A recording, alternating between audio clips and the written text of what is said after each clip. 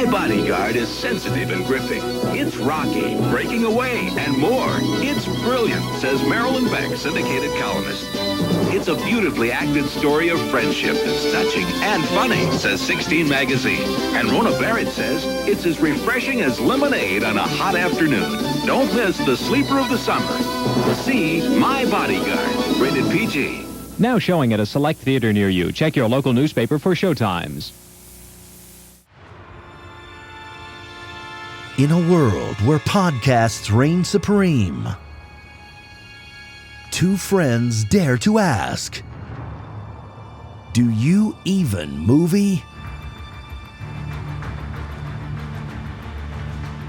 Hosted by filmmaker Henrique Couto and movie aficionado David D. Neuer.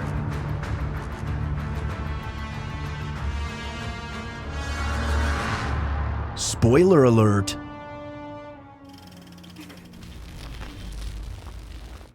Hello, my friends, and welcome back to Do You Even Movie? I am, of course, your host, Henrique Couto, here with my good buddy and co-host, Double D, David Denoyer. Greetings. Not to be confused with my bodyguard. He is in no way willing to protect me physically. I'm no comment. I'm not even commenting on that one. What, you don't want to put out into the ether that you would jump in front of a bullet for me? I mean, I've bodyguarded before. No, I don't know if I've got bodyguarded for you ever. Now that I think about it. Maybe like once. What does this mean to you? Maybe once. No. Like I'm listening. Maybe once. I think I protected you on one of the fear attractions we went to. Maybe once. But then I also usually give them your name. But that's shitty. But that's not even an actual. You say that. I mean, I've also pulled people back at concerts. Like if like a pit's opened up in front of us. Sometimes I've done that. I've done some bodyguarding, but I'm not for hire. No. I mean, they're not actually going to hurt me on the haunt, you know. Do you know? I mean, not in the moment. No, because I enjoy myself. You enjoy the fear. I don't sit there like you do at the movie theater going, no, that can't really happen. No. That's how you are. We just went and saw a retrospective screening of Terminator. Yes, of the original Terminator, the new 4K. Yes. 4K remaster handled by James Cameron himself. And that has a bunch of terror scenes in it, and I did not wince once. Actually, you did wince twice. When? There was one of the big explosions you jumped. Oh, I said damn, because it was way bigger than I remembered it being, and also it was 4K. Well, 4K. We weren't even seeing it in 4K. No, Dave. but that transfer is so. I really like that transfer. I don't know. In the part where he's cutting his face open, he looked like plastic. He looked like plastic. Smart ass. Well, let's play a game. I want to play a game. Okay. Let's see how long I can hold this sneeze in. Oh. I have to sneeze so bad. That's not good. I should have hit the I want to play a game.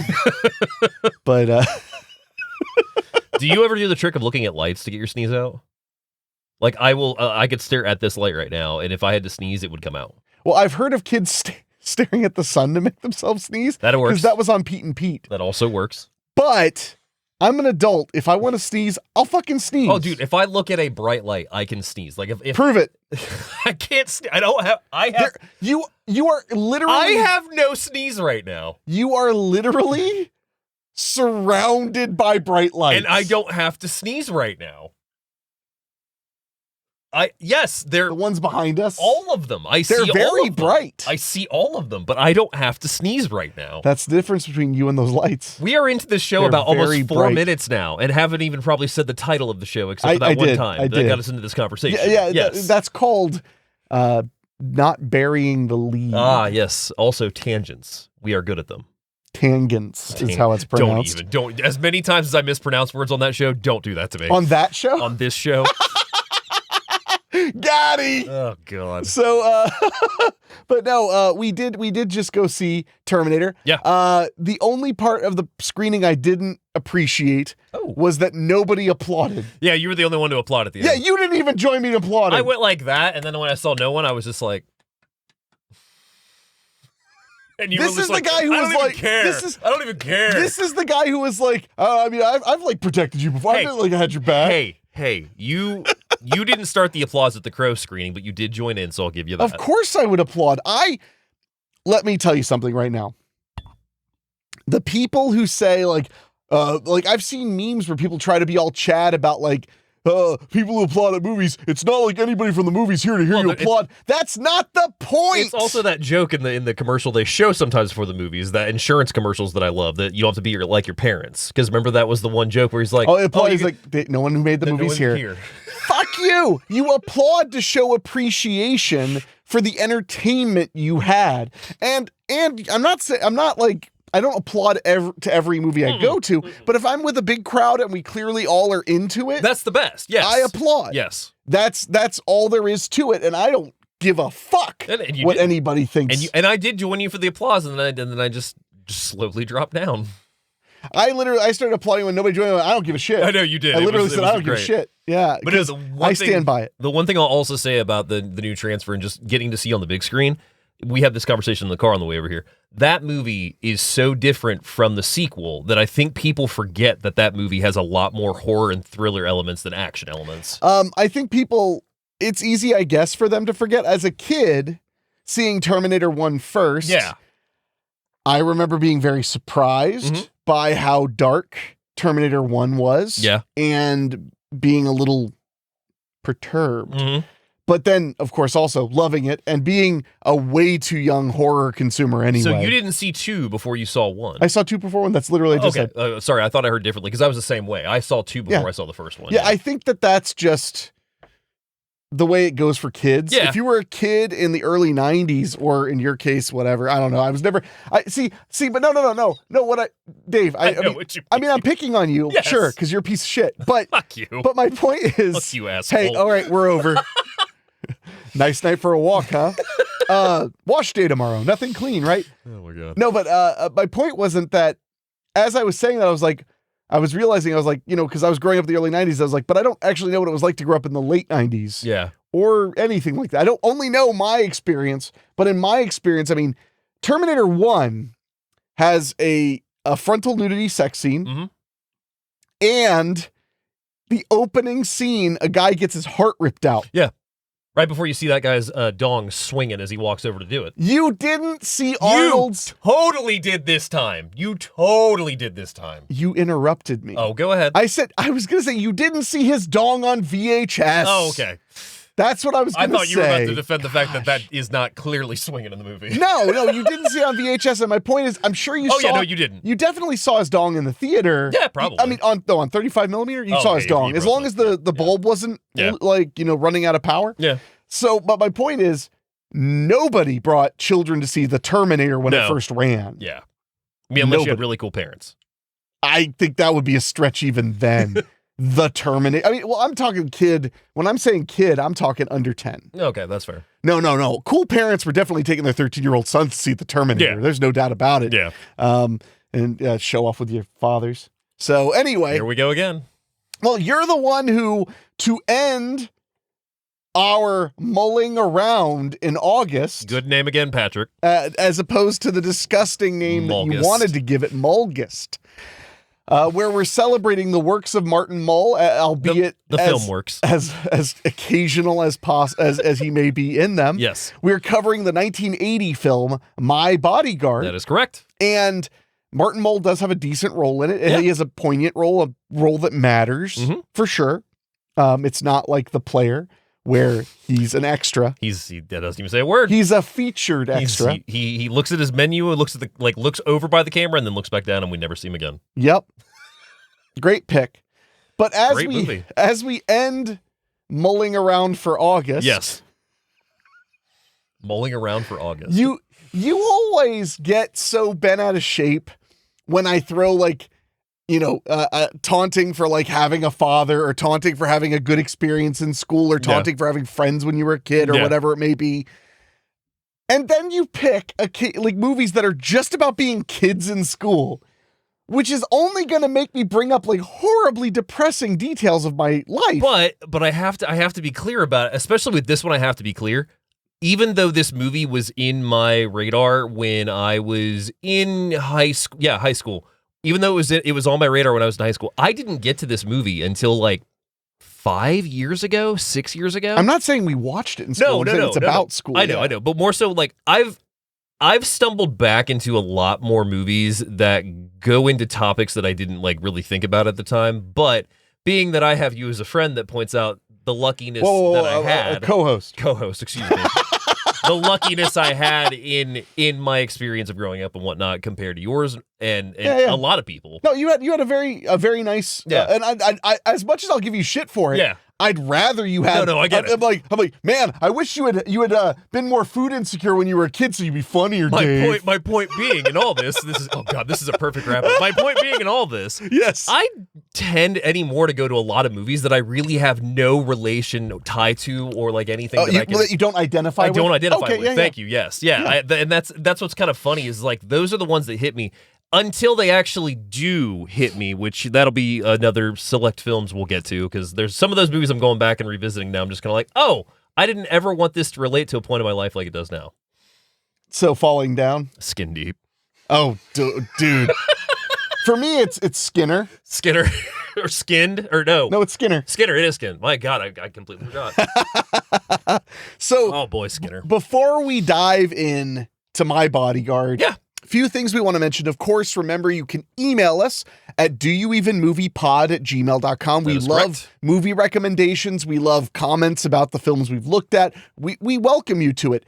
Movie recommendations are going to be a little tricky coming up because in September we're kind of doing a quasi back to school month, although we have to do an episode for my birthday. We actually drop an episode on my birthday. We also basically kind of abandoned the school theme in a little bit because between your birthday movie and the last movie we're doing, we'll maybe have 2 schoolish movies in there. Well, back to school for a high school dropout. Halfway is exactly what I'm good at, baby. You know what? Hey. Bam, bam, bam. No. So.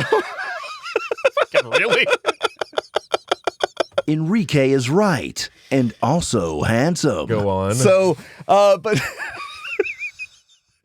so as we wrap that up, I wanted to mention that then in October, we're doing all-time Halloween classics, 4 of them, which will be in conjunction with my other podcast, Weekly Spooky. Mm-hmm. And then, of course, November, we're going all in because Dave and I have spent an inordinate amount of time. A lot of time. Discovering American Thanksgiving movies. Mm-hmm.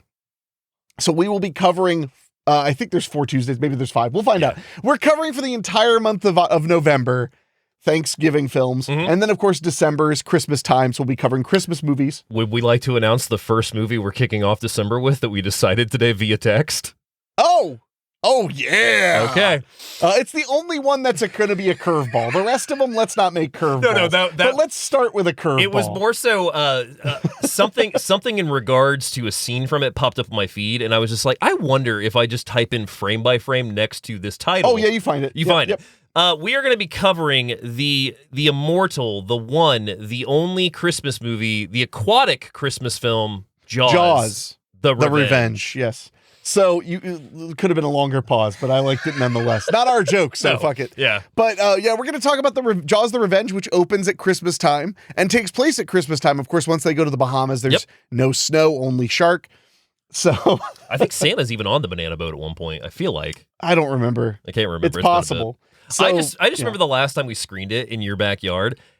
It was the final tipping point. Like we'd already had the Conjuring 2 sold out, I guess, for watching Jaws the Revenge happen. Oh, at my house. At your house, yes. Well, God, could you imagine if it was actually showing? But there wouldn't have been a Conjuring 2 choice. To see Jaws 4 the Revenge in it would have theater. been us in that theater seeing Jaws the Revenge. What's the way we're going to ever see Jaws the Revenge in the theater is me hosting the screening. Or it could get an anniversary screening. Or it's not going to. Riff Tracks. Oh, well, Riff Tracks is, but I don't count Riff Tracks as a theatrical experience. Yes. But anyway. But I mean, hey, for like probably $300, we could like legally show it. Probably. In a theater. We could probably figure it out.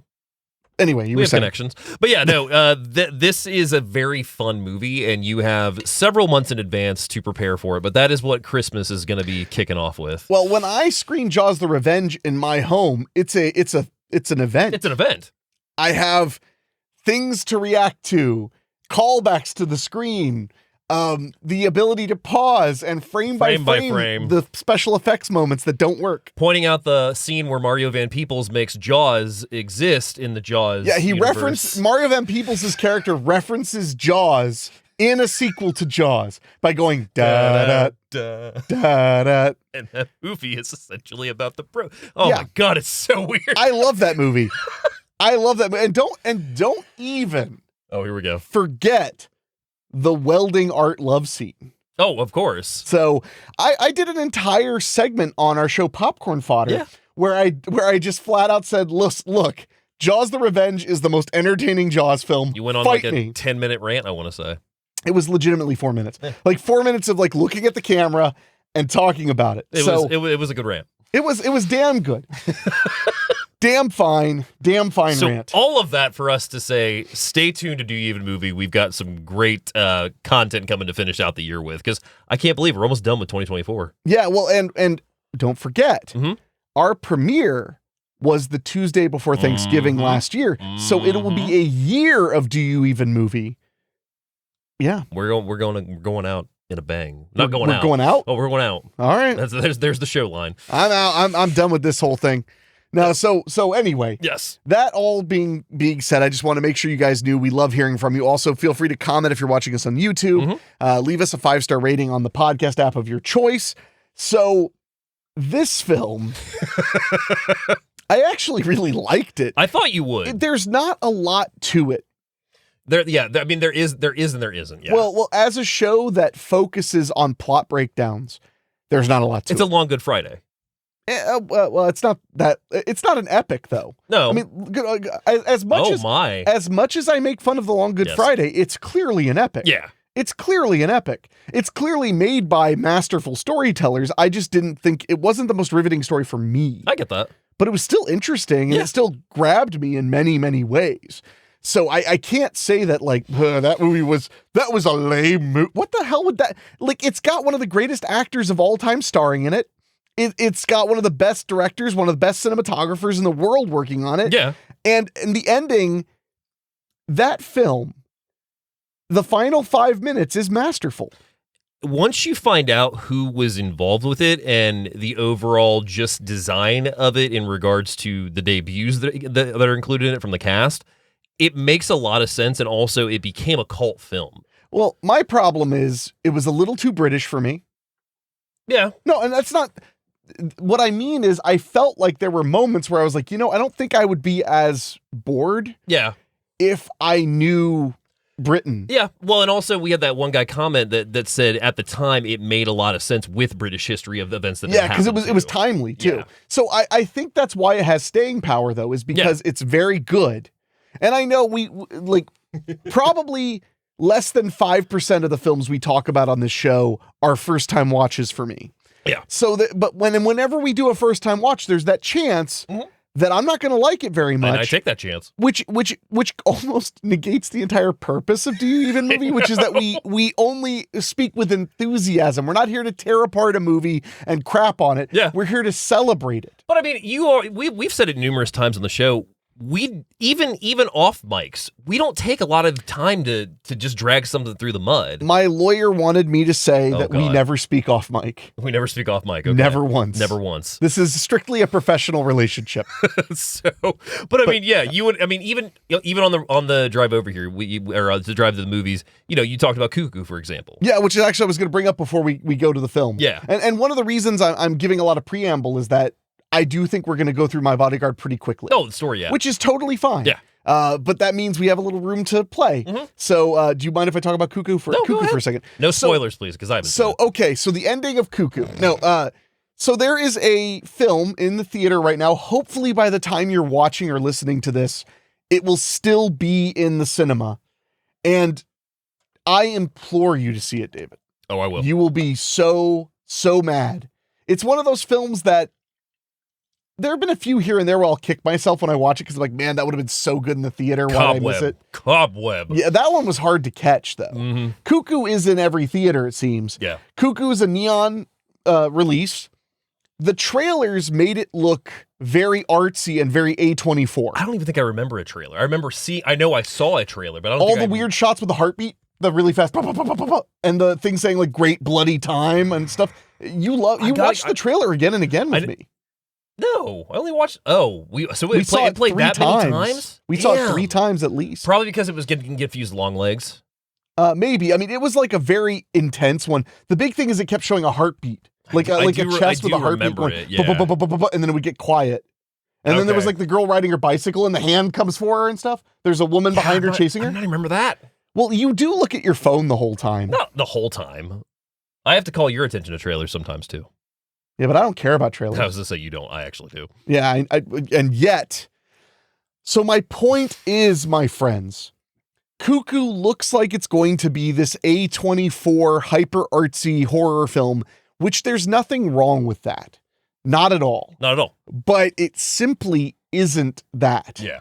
It is a creepy, atmospheric, stodgy horror film, and the third act is action-packed. In my opinion, it's extremely accessible. No spoilers to what he does, but I've heard Dan Stevens is really, really good in it. He's the villain. Yeah. Okay, cool. Yeah. It's obvious from the moment you see he's German. Has he been a good guy in anything? The guest. If you'd ever been bullied, you'd get it, Dave. With what we're talking about tonight? Damn. No. Damn. No, actually, he was a good guy in the last Godzilla movie. Oh, he was. Yeah. Okay. His character in the latest Godzilla film is really good. Oh, wait a actually. minute. Have I seen that one? Is that what's the title of that one? That one's Godzilla X Kong. X Kong. Okay, I just watched it recently. Yeah, he's in it. Yeah, he's in it. He's good. Oh yeah. No, I totally remember him now. The other thing I loved about Cuckoo. So seriously, action-packed. I didn't think the storyline was ambiguous. I didn't find it confusing. I thought they actually kind of spoon-fed it to you a bit, but they kept it exciting and engaging and creepy. Yeah. The other thing is like the moment that it's fully revealed to not only you, but to the main character that Dan Stevens is a bad guy. Yeah. The moment that it happens and he just kind of is like, I'm German and I did a bad thing. It was the moment I was like, I never will trust a German. Like never. They are the villains of the world. That's all there is to it. So my point is, at like an hour and 40 some and change, I've already seen it twice in the I theater. was gonna say, yeah. In like less than 48 hours, right? Yeah. I had to take Rachel to see it. Yeah. Because I knew she would love it because this won't spoil anything, but there's a sci-fi element. Ooh. And it's not some cop-out where it's like, oh, the aliens showed up. It's not like that. But there's elements of science. This is why I said like it's explaining very well. Yeah. Because there are scientists and doctors and things, and you get to understand what's going on. All right. I really loved it. I mean, shoot, when you go see it, if I'm not busy, I'm gonna go with you. Yeah. So, but Cuckoo, guys, I really don't want you guys to sleep on it because Cuckoo, I adored it. Yeah. It's good. And with his recommendation of that, the one that I really, really wish I would have missed in theaters, but yeah, I don't remember a time we saw it. Cobweb is currently on Hulu right now, if you have that service. Cobweb in the third act changed everything that I was feeling about that movie into an instant. I have to fucking own this. Yeah, unfortunately, we would have had to drive about 20 minutes to go see Cobweb. It wasn't at our normal theater. Was it at the Green? No, it was like I think it was at Huber. Oh, Huber? Okay. So it was not at our local Cineplex. It would have been so much fun. It was nearby, but so we would have had to go see it. There's a chance I may or may not suggest that for the October lineup. Just saying. It's not on Halloween, so it doesn't count. Oh, yeah, it is on Halloween. Oh, it is? Yeah, that's why, dude, the final act is on Halloween night. Oh, well, then we'll totally do it. Oh, yeah. Unless it sucks. It does not. Oh, man, if you think it does, go on. I will play Nightmare on Elm Street on NES repeatedly until I beat it, and we can do a live stream. We should do one anyway. Well, we need to do one anyway. Anyway, that's all, guys. I just wanted to... Cuckoo, seriously, and the craziest thing is people thought I was joking. They were like, you really like that? And I'm like, no, it was like one of the best horror films I've seen in the theater. I felt about Trapped. I mean, I loved Trapped. But Trapped... Trap. Sorry. Jeez, you were a bastard. But no, but Trap and Quiet Place Day One, which you haven't seen, are both really good, and they're both thrillers. But if I'm going to do a competition of best horror film in the theater, then that's between like Maxine, Longlegs. That's between the horror, like the ones that I really think are horror in the theater. I'll give you that. So I'm not going to compare Trap to Longlegs. I'm not going to compare Trap to Maxine. You know, they're not the same ballpark. Yeah. That's just, I mean, I just don't think it's valuable to have them compete. Yeah, I get that. So Trap is a big budget Hollywood suspense movie, not a scrappy, bloody horror film. That's fair. So that's all. But yeah, Cuckoo, guys, don't miss it. Please don't miss it. And you know what? If you watch it and you hate it, Let me have it. I'll take it. Oh, also, I do want to throw out something real quick because since we've recorded last, there's been a lot of news about Terrifier 3 and its release date. If you guys possibly want an episode on that, I know we're probably going to go see it in theaters because it's Christmas horror, so how the hell could we not? Well, we're not but we're not news people. We're not news people, but at the same time, if they want an episode review on that, I'd be down. I mean, we'll definitely talk about it at the start of the show. At least give a rundown of it, yeah. You want to do a complete rundown of it? No, more so. Okay, I was gonna say no. Of like 1, 2, and 3, like as a whole. Oh, wrap it up and never talk about it again. I mean, I'm not that big a fan. I'm not either. Well, why would it? Doesn't fit the show at all? Because I can still be enthusiastic about it, even if I'm not. Even if my fandom about it has lessened, I can still have some enthusiasm about it because I do appreciate it in horror history. But at the same time, I also was there for All Hallows Eve from the start. I mean, I saw that as well. Yeah. So, but I digress. I that surprises me, but okay. So now and the funny thing, we've digressed longer than this in the past. Yeah, that's fair. So now we're going to talk about 1980's My Bodyguard. Yes, My Bodyguard from 1980, 1 hour and 42 minutes, rated PG. No exact rating given in regards to why, but I've said language, violence, bullying, and sensuality. Sensuality. Sensuality? I think that's the one I'm thinking of. What's sensual? The telescope stuff. Oh, I'll give you that. Yeah, I'll give you that. Yeah. Sure. Director is Tony Bill. He gets his start, actually, Enrique, as an actor in 1963 with Come Blow Your Horn, The Virginian in 66, BBC Play of the Month, Bonanza, I Spy, Man from U.N.C.L.E., Ice Station Zebra from 1968. Huh, okay. It's I want to say a war film, if I remember correctly. I mean, it sounds like a war film. Yeah, Flap in 1970, Shampoo, Las Vegas Lady, Are You in the House Alone in 78. I love that movie. Great one. The Little Dragons in 79, Portrait of an Escort in 1980, St. Elsewhere, Hotel, Pee-wee's Big Adventure, Murder, She Wrote, Less Than Zero, Barbed Wire, Naked City, Justice with a Bullet, going back to our buddy Jeff Freilich. Oh, shit. Okay.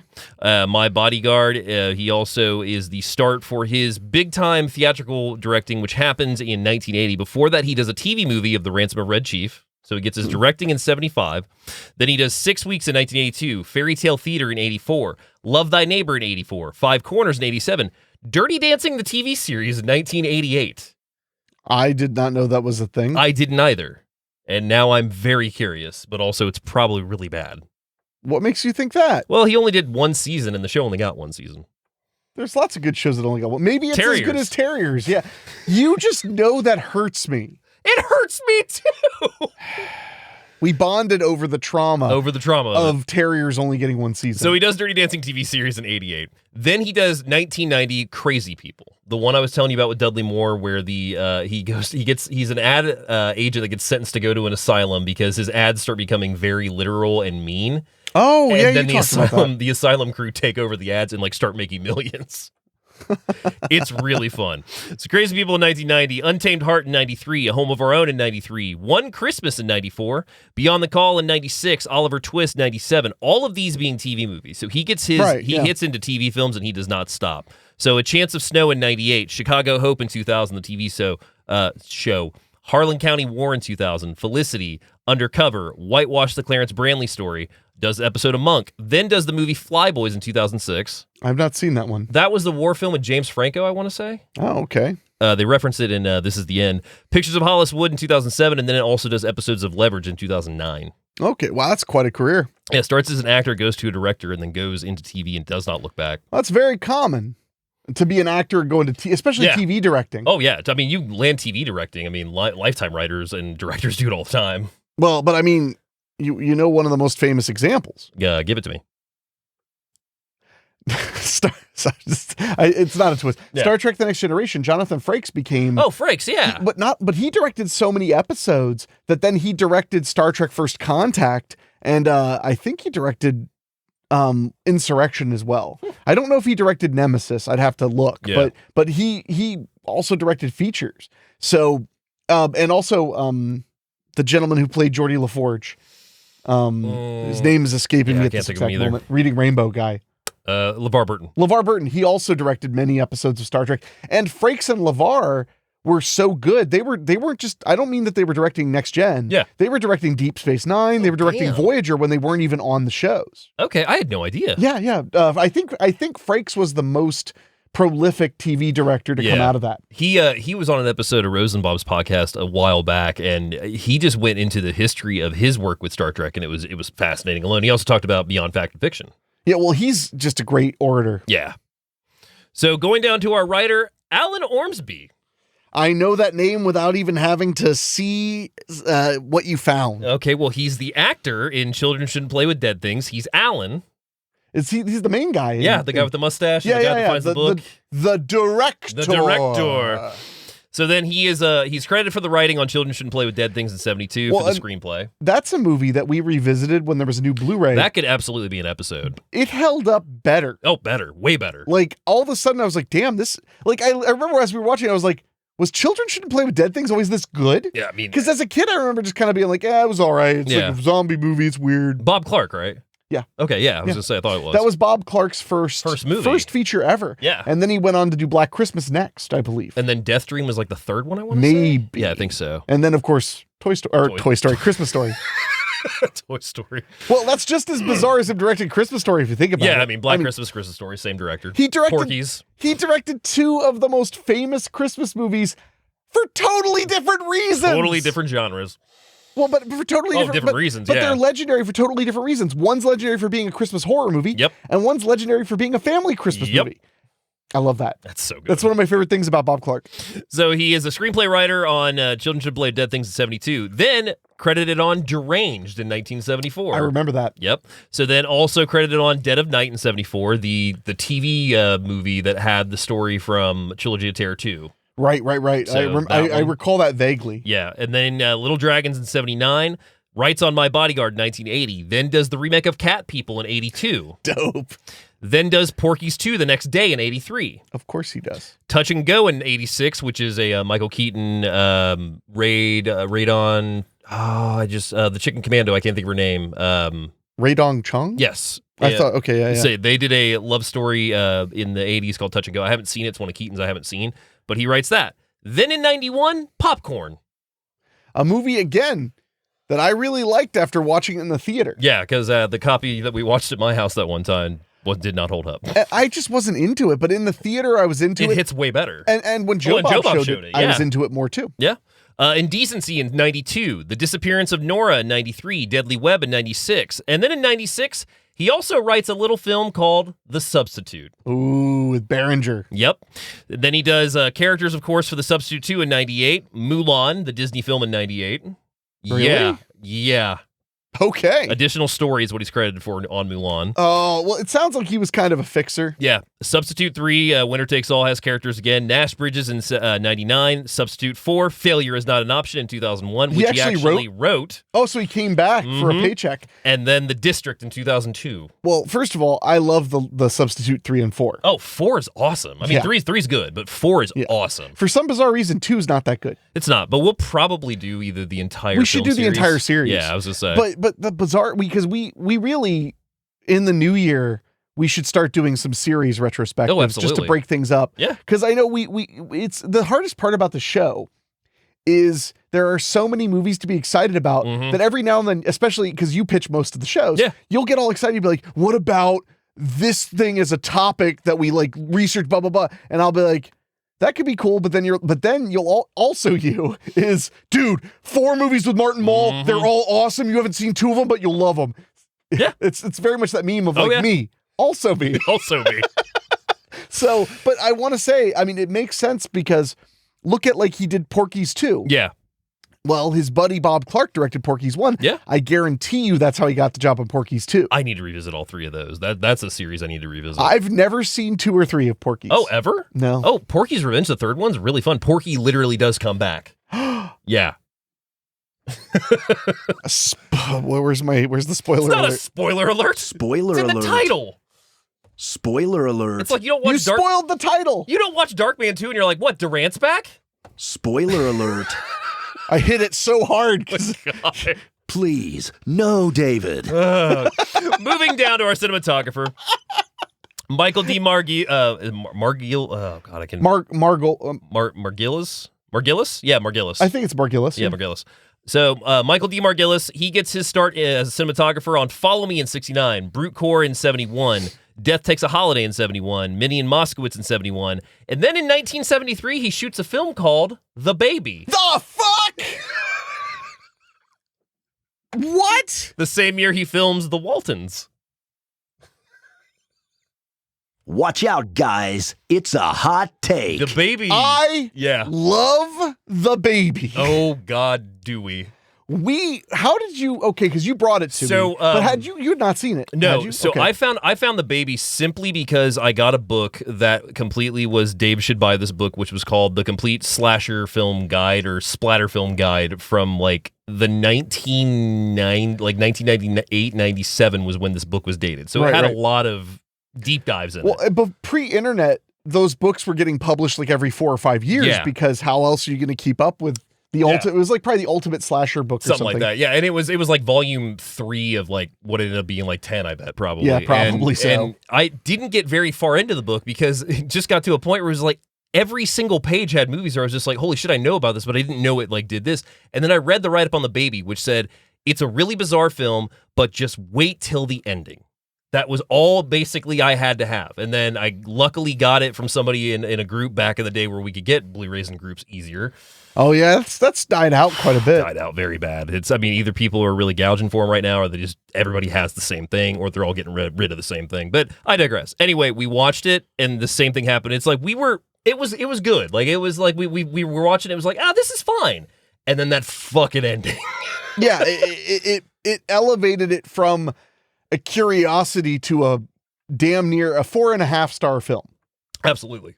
Yeah, and I remember, if you have not seen The Baby. Oh, The Baby. And you fancy yourself a movie fan of the obscure. Yeah. Of the bizarre. Of the brilliant. You need to watch The Baby. But be aware that you're not ready to watch The Baby. You are not. You are not. I remember when we were all in my living room, like ready to watch Joe Bob. Yep. And then he goes, our first film of the night, The Baby. And you and I just both went, what? And we watched the Joe Bob group on Facebook swallow itself whole like a snake. It was like a snake eating its own tail, but not because it didn't know it was its own tail. It just wanted to die. Yeah. It was so good. Oh, it was so good. That's a great film. It really is a great film. Yeah, so, and it's easily accessible too. You can find it streaming pretty easily, but also if you are a cinema fan, yes, the Arrow Blu-ray, I believe, is like the most loaded with features. The transfer's beautiful. I think that's what they showed on Joe Bob. I also recommend it being loaded while you watch it. Oh, yes, absolutely. So he says the guy who's never drank in his life. I don't know. 1973, The Baby. Right. Then the same year shoots The Waltons. All of them dead. I wasn't even laughing because of the pun. Yeah, no. I was just laughing at the contrast. Yeah. So what'd you shoot last week, Frank? It's kind of like when people ask me like, what 2 films have you shot that you felt like were the least different visually? Mm-hmm. And I always say, because it's true, Babysitter Massacre and A Bulldog for Christmas. Yeah. I shot them both back with to back. with the exact same the exact same style, the exact same editing style. They're all, most of the time I try to break it up, but those were like very similar, but they're in no way similar. No. So anyway. So The Waltons in 73, The Blue Knight in 73, Live Again and Die Again in 74. Then in 74, he goes to work for Mr. Corman with Dirty Mary, Crazy Larry. I've not seen that one, but I want to. Peter Fonda and what's her name? But it's a killer couple, if I remember correctly. I mean, that sounds fun. It's supposed to be pretty fun. I've actually never seen it either. Well, get on that. The Stranger Within in 74, The Law in 74, Beretta, Black Bart, Strange New World, Dark Victory, Sherlock Holmes in New York in 76, The Amazing Howard Hughes in 77, Quincy M.E. in 77, The Magic of Lassie in 78, The Suicide's Wife in 79. I'm not familiar with that. I'm not either, but that title. Interesting. Oh, it's a hell of a title. Yeah. Friendships, Secrets, and Lies in 79. Then he does My Bodyguard in 1980. Act of Love in 80. My Kidnapper, My Love in 80. Fallen Angel in 81. Margin for Murder in 81. 6 Weeks in 82. Scarecrow, Mrs. King in 83. Then in 84, Police Academy. Oh, we're not done. I just, you can't make this shit up. Nope. So then he does Robert Kennedy and His Times in 85, episodes of Moonlighting in 85, 16 Days of Glory in 85, The Deliberate Stranger in 86, Shadow Chasers in 85, Shattered Innocence in 88, Remo Williams' The Prophecy, the series in 88. I did not know about that. I didn't think you did. I didn't either. And there's screen grabs on IMDb. It looks terrible. I am a fan of Remo Williams. Oh, I am too. And it's not good. Mm. So the adventure begins and ends right there. Yeah, I that was probably the funniest part. I didn't know about it. My buddy Josh Petrino showed me it back when I lived in Jersey. He was like, dude, we have to watch Remo Williams' The Adventure Begins. And I was like, oh, so there's a series? And he was like, no. Yeah. It's the funniest part. So good. Run Till You Fall in 88, Stuck With Each Other in 89. Then in 1990, Repossessed. The hell? I told you this episode had topics. Repossessed. That should be my birthday movie. I should force you to. I love Repossessed. I caught that. I caught Repossessed on cable at that perfect age where the slapstick and the boobs were so worth watching it. I was like 11. This Leslie was the Nielsen's best. so great in that movie, as he is in most of his slapstick. The Haunted in 91, Roseanne and Tom behind the scenes in 94. Well, hell. Her Last Chance in 96. Then in 1998, Best of the Best 4, Without Warning. Was that one of those Universal Home Videos? Mm-hmm. Nice. And then he caps his career, from what I could find so far, at 2000 with Growing Up Brady. That is a fucking career. Yeah. I was like when I saw The Baby, I was like, oh, this will be fun. And then I see Repossessed. I'm like, holy shit. I really stand by. I'll never forget the time that I explained to you that when you follow cinematographers, you'll be shocked where you go. It is fascinating. I took a peek at next week's show, and if I remember correctly, we got some on there too. Nice. Yeah. So IMDb synopsis for My Bodyguard says, when Clifford Peache enrolls in a new high school and is harassed by a bully named Moody, Clifford acquires the services of the school's most feared kid, the sullen Ricky Linderman, as a bodyguard. That's a pretty solid synopsis. My synopsis, when high school bully targets the new kid in school, Clifford, he decides to hire a bodyguard, choosing the school's most feared kid for the job. I know I like to give you crap. Mm-hmm. I like IMDb's more. Oh, yeah, no, IMDb's is better because mine makes it sound like it's more of a fun movie. No, the fact that it mentions he's sullen, I think, is a really good thing. Yeah, absolutely is. Yeah. Because especially when you watch the movie, he absolutely is. What? Why? Yeah, you drink your Amazon brand energy drink. I will. They're actually pretty good. So moving down to our cast, we have Chris Makepeace, who plays Clifford. He gets his start in 1979 with Meatballs, then goes on to do My Bodyguard in 1980, The Littlest Hobo in 81, The Last Chase 81, Mazes and Monsters in 82. Mazes and Monsters. The that sounds infamous fun. Tom Hanks movie where he has the exquisite acting moment that gets posted all over YouTube. I'm not sure I know. I'll show you the clip after the show. Okay, yeah. So then he does the Terry Fox Story in 83, The Falcon and the Snowman in 85, The Undergrads in 85, then does Vamp in 1986. Really? Mm-hmm. Who did he play in Vamp? Second character, I want to say. I think he may be the main in Vamp, I want to say. Shit. I didn't dislike Vamp, but it was not a favorite. It was overhyped to me, and that's not the movie's fault. Yeah. Captive Hearts in 87, Aloha Summer in 88, Muppet Television in 89. Well, hell. The Hitchhiker series in 89. Yeah. Beyond Reality in 91, Memory Run in 95, and Full Discourse in 2001. And then that is. You mean Full Disclosure? Disclosure. Did I say Discourse? Yes, you did. I did. So Full Disclosure in 2001, that ends what I could find of his career on IMDb. So I think he went in to do something else. Unfortunately, there's not a lot behind. Unfortunately, he went into hiding. Yeah, I went into hiding. There's not a lot behind the scenes on any of this stuff. Well, that's something that we've come to learn a lot. Yeah. Is not every film gets the righteousness of a Wikipedia page that is just maggoty with stuff. Well, it's like last week we had Clue, which is just full of behind the scenes. Oh, for sure. The history and everything. And then this one, the only thing I could find that I unfortunately could not get my hands on is there's a commentary with the director on the newest disc that they did. If you had told me ahead of time, I might have been able to get it for you, just for future reference. That's fair. Yeah. I might be able to get you commentaries. That's a good call. Moving down to our cast, we also have Adam Baldwin, who plays Linderman, who plays Oh, I lost train of thought there for a second. It's okay, guys. Don't worry. He's stupid. Ricky Linderman, 127 credits. He starts with My Bodyguard in 1980. So this is Baldwin's premiere, his debut to film. Introducing Adam Baldwin. So then he goes Ordinary People in 1980, Pigs versus Freaks in 82. That's a title right there. That's a winner. Hadley's Rebellion in 1983, DC Cab in 83, Reckless in 84, Poison Ivy in 85. Now, that's a feature film. 315, The Moment of Truth in 86, Bad Guys in 86, then Full Metal Jacket in 87. Oh, yes, yeah. Then he does Cohen and Tate, 88, which has been coming up on this show a lot lately. We should mention, although it's becoming very clear, Adam Baldwin is one of the most recognizable character actors who is like 1 foot almost into being a leading man occasionally, but mostly he's a character actor. Yeah. And he's been in so much stuff. So many directed videos. Oh, my God. Yeah. So him and Patrick Kilpatrick. Oh, yeah. Cohen and Tate in 1988, The Chocolate War in 88, then one of my personal favorites and probably future show episode, Next of Kin in 1989. I love Next of Kin. I know you do. My mama's family's from where they reference in Next of Kin. That they are. Predator 2 in 1990, Guilty by Suspicion in 91, Radio Flyer in 92, and then let's listen to some of these 90s titles, shall we? I am ready. Cruel Doubt in 92. Nice. Deadbolt in 92. Ooh, that's a great title. And then a little film in 93 called Cold Sweat. My Cold Sweat? Your Cold Sweat. Are you sure it's the one that I like? Mm-hmm. He was in that. He is. I need to watch that again. It's been a while. Yeah, you got too much pride. It drive myself crazy.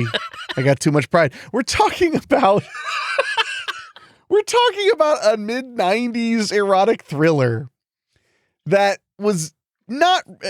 I discovered it on Netflix of all places. That's how you got me to discover it. And then it just vanished completely. All streaming for a while. Is it back? I don't think it is. Let's find out. Yeah, because it's about a hitman. Too much who commits a hit at the opening is him like putting his suit and tie on and getting his gun ready and going to work. Oh, don't forget putting butter on toast with a knife that he has in his leg. Yeah, I love the opening. So good. And it's to Chris Ray's song Too Much Pride. Chris Ray is a singer-songwriter from Canada, great musician. Look him up, Chris and then R-E-A, Chris Ray.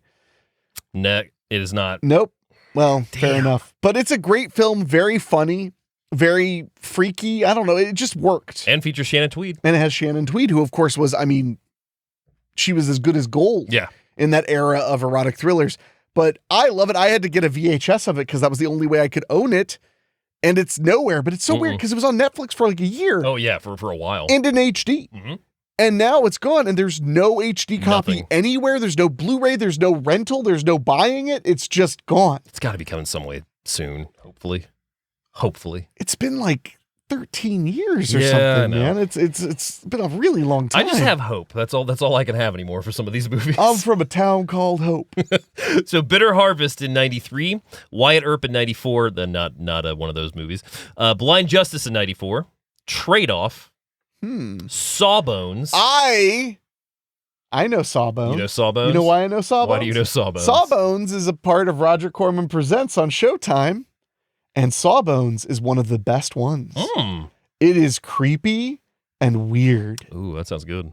So I just want to mention Sawbones was one. That one stuck out. Bullet Hits the Bone stuck out. Those are like titles I can just pull for being like actually eerie, cool movies. I always liked Bloodsong. I don't think that's from that.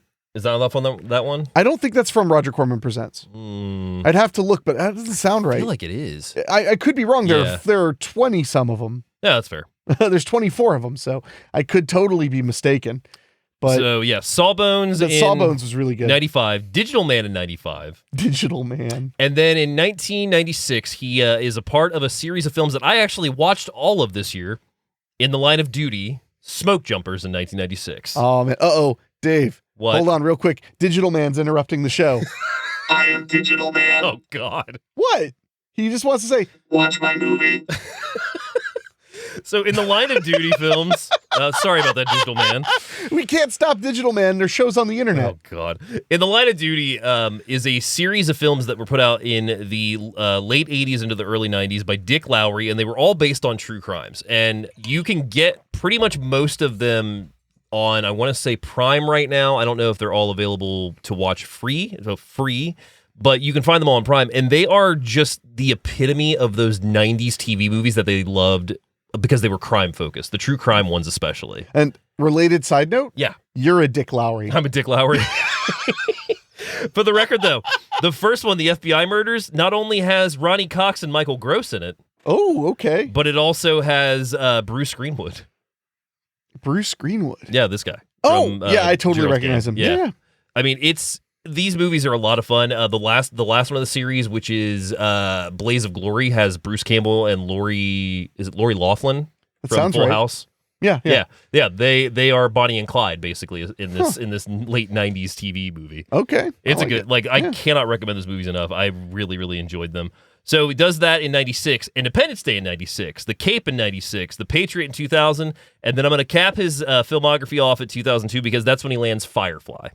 Yeah. And that is one of his most notable characters that even came back for the film Serenity, of course. Somehow even more than Sawbones. Even more than Sawbones. The thing with Adam Baldwin is in major movies, he's just kind of that guy who's good. Yeah. Like in Independence Day, I remember him. He was a Secret Service agent. Yeah, that's correct. I remember him because he's one of the guys that shoots up the alien after it kills Brent Spiner's character. Yep, that's correct. He stands out. He's very good. He's very believable in his roles. But then when you watch a cheap B movie, he's like the bad guy throughout the entire film. Yeah, well, and I mean, like I said, Next of Kin's one of my all-time favorites. That was like one of my first introductions to him, and he is such an evil bastard in that movie. Yeah, I might be there might be like one other thing in there, but my dad showed me Next of Kin when I was like 8 or 9. I mean, weird, but strange flex, but okay. I mean, it was one of those situations where I saw something at the video store, asked him about it, and then he's like, I want to watch that too. I bet he would like it. The first time I saw Next of Kin that I remember would be when I was 5 years old at Aunt Betty's Thanksgiving. That's fair. Yeah, because of your kin. Next of Kin is about a family from Hazard, Kentucky who goes to Chicago to figure out what happened to a family member. Mm-hmm. Next of Kin. And my mother's family are from Hazard, Kentucky. And that's not the kind of thing everybody could say. It's not like, my family's from England too. My family's from Hazard, Kentucky. My mom's side. The white side, Hazard. So, anyway. For the record, guess where we got Next of Kin from? Where? Diamond Video. Yeah.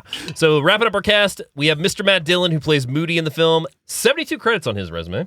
Oh, really? I didn't realize he had so many, but I have been seeing him pop up in a lot of stuff I've been He's in a through. lot of stuff, and he's had a few chances to be leads, too. Yeah, he absolutely has. Have you seen, his kickoff for his career is 1979, Over the Edge? Not seen it. Maybe stick around to the end of the show, and I'll tell you about it. We'll see. It's a really good movie. So he does that in 79. Little Darlings in 1980. My Bodyguard in 80. Liar's Moon in 81. American Playhouse in 82. Tex in 82. The Outsiders in 83. Oh, of course. Then he does Rumblefish in 83. The Flamingo Kid in 84. Target with Gene Hackman in 85. Native Son in 86. Dear America, Letters Home from Vietnam in 87. I remember this because they showed this to us in school, and it's a bunch of celebrities at the time reading Vietnam letters. And I remember distinctly. Sounds intensely. There's one point where it's Judd Nelson, and he's reading one guy's letter that ends with like, "Send us some Kool-Aid. The water down here tastes like shit." And then he just looked at the camera, and slowly, the theme song from Cabin by the Lake started fading in. God. Watch you now. That movie's so good. I have that soundtrack. I know. I know. So 1987 does that. 88 has Kansas. Drugstore Cowboy in 89. A Kiss Before Dying in 91. Singles in 92, which I have not seen, but I've heard is a really good movie. I have not seen it. Then he does Mr. Wonderful in 93. To Die For in 95. Okay, I like that movie. Beautiful Girls in 96. Albino Alligator in 96. And An Out in 97. Wild Things in 98. Have you seen that one? What? We have not done our Wild Things marathon. I want to. I know, and there's 4 now. So it's important to know, everybody, if you love Wild Things, as most people do, that there are direct-to-video sequels. Yeah. 3 of them. A lot. I would watch all 3. Oh, hell yeah. Yeah, I'm in. Okay. So Wild Things in 98. There's Something About Mary in 98. Yeah, this is the beginning of him becoming a bigger name. Yeah, and then Deuce is Wild in 2002, where Steven Dorff, it's his 1950s gang movie. Oh, so not where he teaches golf? No, but Frankie Muniz plays his brother in it. That's funny. It's a good flick. It's stupid, but it's fun. I remember when it came out. Yeah, it's fun. Crash in 2004, and then I'm going to give a shout-out to 2018's The House That Jack Built, because this was one of Dillon's best performances, in my opinion. Have you seen it? I really need to see it. Yeah, you do. I need to show you that one. I have it in my Voodoo, too. I need to watch it. Do you have it in my Voodoo or yours? I have it in mine. Okay, it's also in mine. The director's cut's in mine. I mean, I will say I love the movie, but also, if you're not a Von Trier fan, man, this one, he really starts sucking his own dick at the end. Literally? I mean, would you put it past him? No. So that wraps up our cast. Moving on to the availability of My Bodyguard, it is technically not available streaming anywhere right now unless you want to rent it, which is like Prime and Vudu. But as I was getting ready for the show, I may or may not have stumbled into a link on a certain website where a lot of videos are hosted where it's up for its entire length. Why are you pitching that when it's available legitimately? Because I did not expect to find that. You didn't, but if you want to watch the movie, rent it. Rent it, It's yes. cheap. It's not that expensive. No. Or you could just listen to us spoil the whole thing and fuck yourself. I don't There's know. that too. Wow, that's the message. Or you can just listen to the whole show and fuck yourself. That's the next t-shirt. Jesus Christ. That's Enrique. the next t-shirt. So we know what your first time was watching because it was tonight. I remember it like it was yesterday. I stumbled into this movie by my good friend Mike Wilkinson. He got me started in movies that became big parts of my life, such as titles like The Bride, 10 to Midnight, Night Patrol. Wait, The Bride? The Bride, the Sting 1990s Bride of Frankenstein movie. Oh, not The Bride, Last House on Massacre Street. No, I mean I would tell you if that was the case. I That love that movie's movie. bitchin'. No, it's great. Anyway. But yeah, I mean, he got me into a lot of movies like Skin Deep, one of my all-time favorites, and this was one of his like big-time favorites, like to where like every time it would get brought up, he'd be like, "Man, I love that movie. I got to show you that one." Unfortunately, we just never got around to watching it together. Mm-hmm. But it wasn't until COVID, because he had always told me that like it was a movie that made him cry every time he watched it. Oh, And I was could looking. see that. I was looking for something during quarantine that I was just like, I need a movie that's just going to hit me. So I landed on it and was just absolutely blown away by it because it wasn't. If you watch the trailer, you expect almost like a comedy, and it's really not. There's comedic moments to it, Sure. but I feel like the serious element to it is really good in this movie. I would agree. Yeah. So that was my first time watching it. So I was really happy and excited to show it to you. Are you ready to get into My Bodyguard? Well, I'd rather we wait till we're an hour Till into the show. actual hour mark. Well, we've been talking about the movie for 20-some minutes, Oh, yeah. actually. So, fuck it. Here it goes. All right, so we open with a shot of Clifford as we meet Chris Makepeace, who plays Clifford in the film, riding his bike through downtown Chicago. This movie is maggoty with Chicago shots. Well, it's almost like they shot it in Chicago. Crazy, and it's right? set in Chicago. Crazy. So then he is riding through town, and he comes to the hotel, the Ambassador East. We quickly realize that all the staff knows him because his father, played by Leonard Moulton, wow, Well done, David. Martin Mull. The entire point of why we're watching the movie, and he can't even get the name right. would be Spinning in his grave. That would be a bit, honestly, just to confuse him and just call it Leonard Moulton the rest of this. Jesus, David. I got movies on the brain. Go figure. You make me sad. So he plays Larry Peache in this, and his dad is the manager of the hotel. So we find out that everybody knows Clifford throughout the hotel. We also meet Grandma Peache, played by the late, great Ruth Gordon, and she is no stranger to the bar lounge at this hotel. No, she is not. She is a wild child in this. She is hitting on a married man while his wife is right next to him. A very elderly wild child. A very elderly wild child. And so... and worth mentioning who played her. Yeah, Ruth Gordon, yeah. Yeah, but I mean, like, where she is, I cannot think of what the hell the name of the movie is all of a sudden. Oh, great job. No, I know it. It's coming to me. Harold and Maude. She is Maude. Yeah. She's Maude. Yeah. I don't know why I blanked on that. I don't know why. It's not like she's fucking Harold, David. You thought she was Harold, David? Did you think she was Harold? She could have been. So she plays Grandma Peache in this, and she is hitting on a married man while his wife's sitting next to him. While this is going on, Clifford's trying to find his dad. He finds him in his office, and he's trying to put out fires all throughout the hotel. There's problems going on, and also somebody tells him, hey, your mom also just really pissed off this woman downstairs at the bar. Yeah, and this, I mean, we're talking a big upscale hotel. Like a Home Alone 2 like style almost. Not quite a plaza hotel, but not plaza. but like definitely a very fancy hotel. Yeah. Probably has 200 rooms. That's a lot of work. So we see Larry Peache go to work because he's trying to track down his mother, who he finds in the bar. He walks up to the woman and starts basically...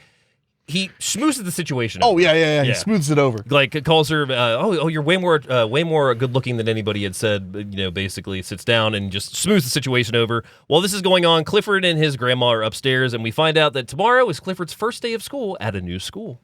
And I'm sure it'll go swimmingly. It'll go great, because that's when Larry decides to also join them. He tells his mom that, hey, you got to behave yourself. Like, how would you like to move out of the hotel? Because that's what's going to keep happening if these mishaps keep happening. Yay.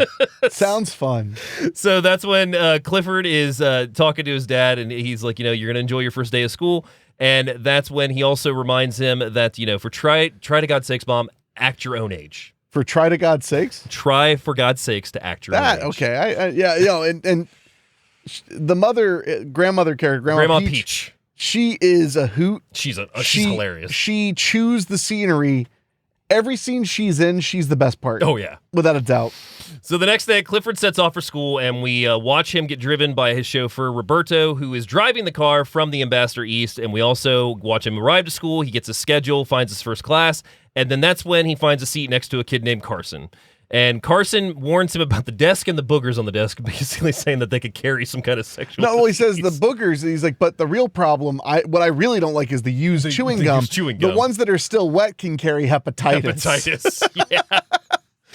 And that's when Carson also notices that Moody has entered the class, and that's when we meet Matt Dillon, who plays Moody in the film, and he is the bully of the school. And he puts his targets right onto Clifford immediately because Clifford stole his seat next to Shelley, who he may or may not be dating, even though he treats her like shit. I think if I had to guess, yeah, I think he wanted to sit next to her to tease her. Oh, yeah, whether it was because he actually liked her or just to be a dick. And Shelley also played by a debut of Joan Cusack. And boy, was she an awkward child. Thank goodness she became a totally normal woman. I actually love Joan Cusack. Oh, Joan Cusack's I think great. she's a great actress. So the teacher calls attendance, and that's when she calls for Ricky Linderman, and his name is called. There's no sign of him. The kids kind of whisper for a little bit, and she's like, has anybody seen him? And they go past him. That's when Clifford asks Carson who Linderman is, and that's when he says he's a local legend and a mass murderer. Well, I mean, they go hand in hand. So she calls Clifford's name, and that's when Clifford puts his hand up. And that's when Moody finds out his last name is Peach, and he calls him, or says that he knew he was a fruit the whole time. So the class starts laughing at him. Solid humor. And that's when we find out that Moody's name is Melvin.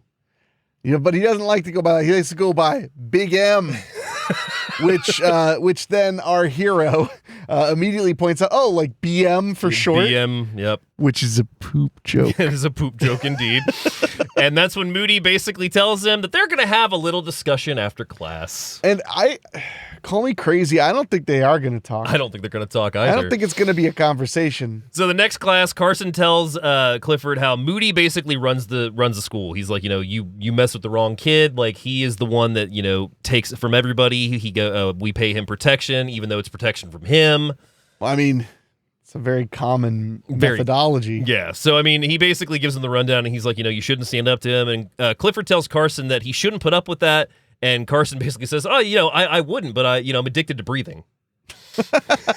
There's so many great lines from that character. There really are. Yeah. So after class, Clifford sees Moody across the hall, so he darts the other direction, and we find him hiding in the library when Roberto drives outside, honks the horn for him. So Clifford goes to run, but is immediately pulled into the bathroom by Moody's goons. And they're gooning. They are gooning. Oh my God. So Moody calls him Peach Pit. That's a nickname he gives him. I think that's a cool nickname. I don't even think that's an insulting nickname. Tries to shake his hand. He's trying to be cool with him, and that's when, he basically asks him, why are you at this school? Like, what happened to your last school? And he's like, well, I went to Southside Academy, and that's when you had the question, why did he go from a private academy to a public academy? Yeah, and I guess the answer is, well, they just moved, but why wouldn't he go to another private school? I don't know why it's like, you know what you need, son? To go to public school where they're just drooling to get their hands on more a pretty targets boy on your like back than you can handle. And it doesn't help that he's a goddamn pipsqueak. Yeah, that's also true. We didn't mention, but compared to his fellow students, he's quite a bit shorter. Yeah. And he's much shorter than the bullies. Honestly, when I was first watching it, I had trouble identifying him as the same age as them. Yeah. Because he seems much younger in the way he looks. He talks shit like an adult, but So they question if he's rich. Clifford denies it, and Moody starts telling him about Linderman and how he shot someone, and guys like him just lose control. And he grabs Clifford and throws him against the wall, and he's like that. And he basically tells him, you should, here's my protection. I'll offer to be your bodyguard for $1 a day. $1 a day. For just $1 a day, you can feed this young man. So Moody tries to intimidate him by throwing up wads of wet paper towel. And one thing that you even pointed out, like he's a sociopath, because Clifford gets these thrown right at his head and does not move. Yeah, so what they've done is they've taken toilet paper, soaked it with water, packed it tight like a snowball, and they're hawking it at his face, but they're not like at him. They're hawking it near his head. Yeah. And when it hits the wall, it makes an incredibly loud splat. Yeah. And it's got some weight to it because the toilet paper's wet. We used to do this in school. And yeah, every time it hits right next to his head, he just doesn't even move. flinch, doesn't blink. And based on the rest of the movie too, I'm not going to say he's a full-blown sociopath, but He's got some issues. some of his attitudes toward physical violence are a little questionable. So Moody tries to intimidate him even more, and he goes to the toilet, grabs a cup of water, and he tells him to drink it. That's when he decides to throw the cup right back at Moody.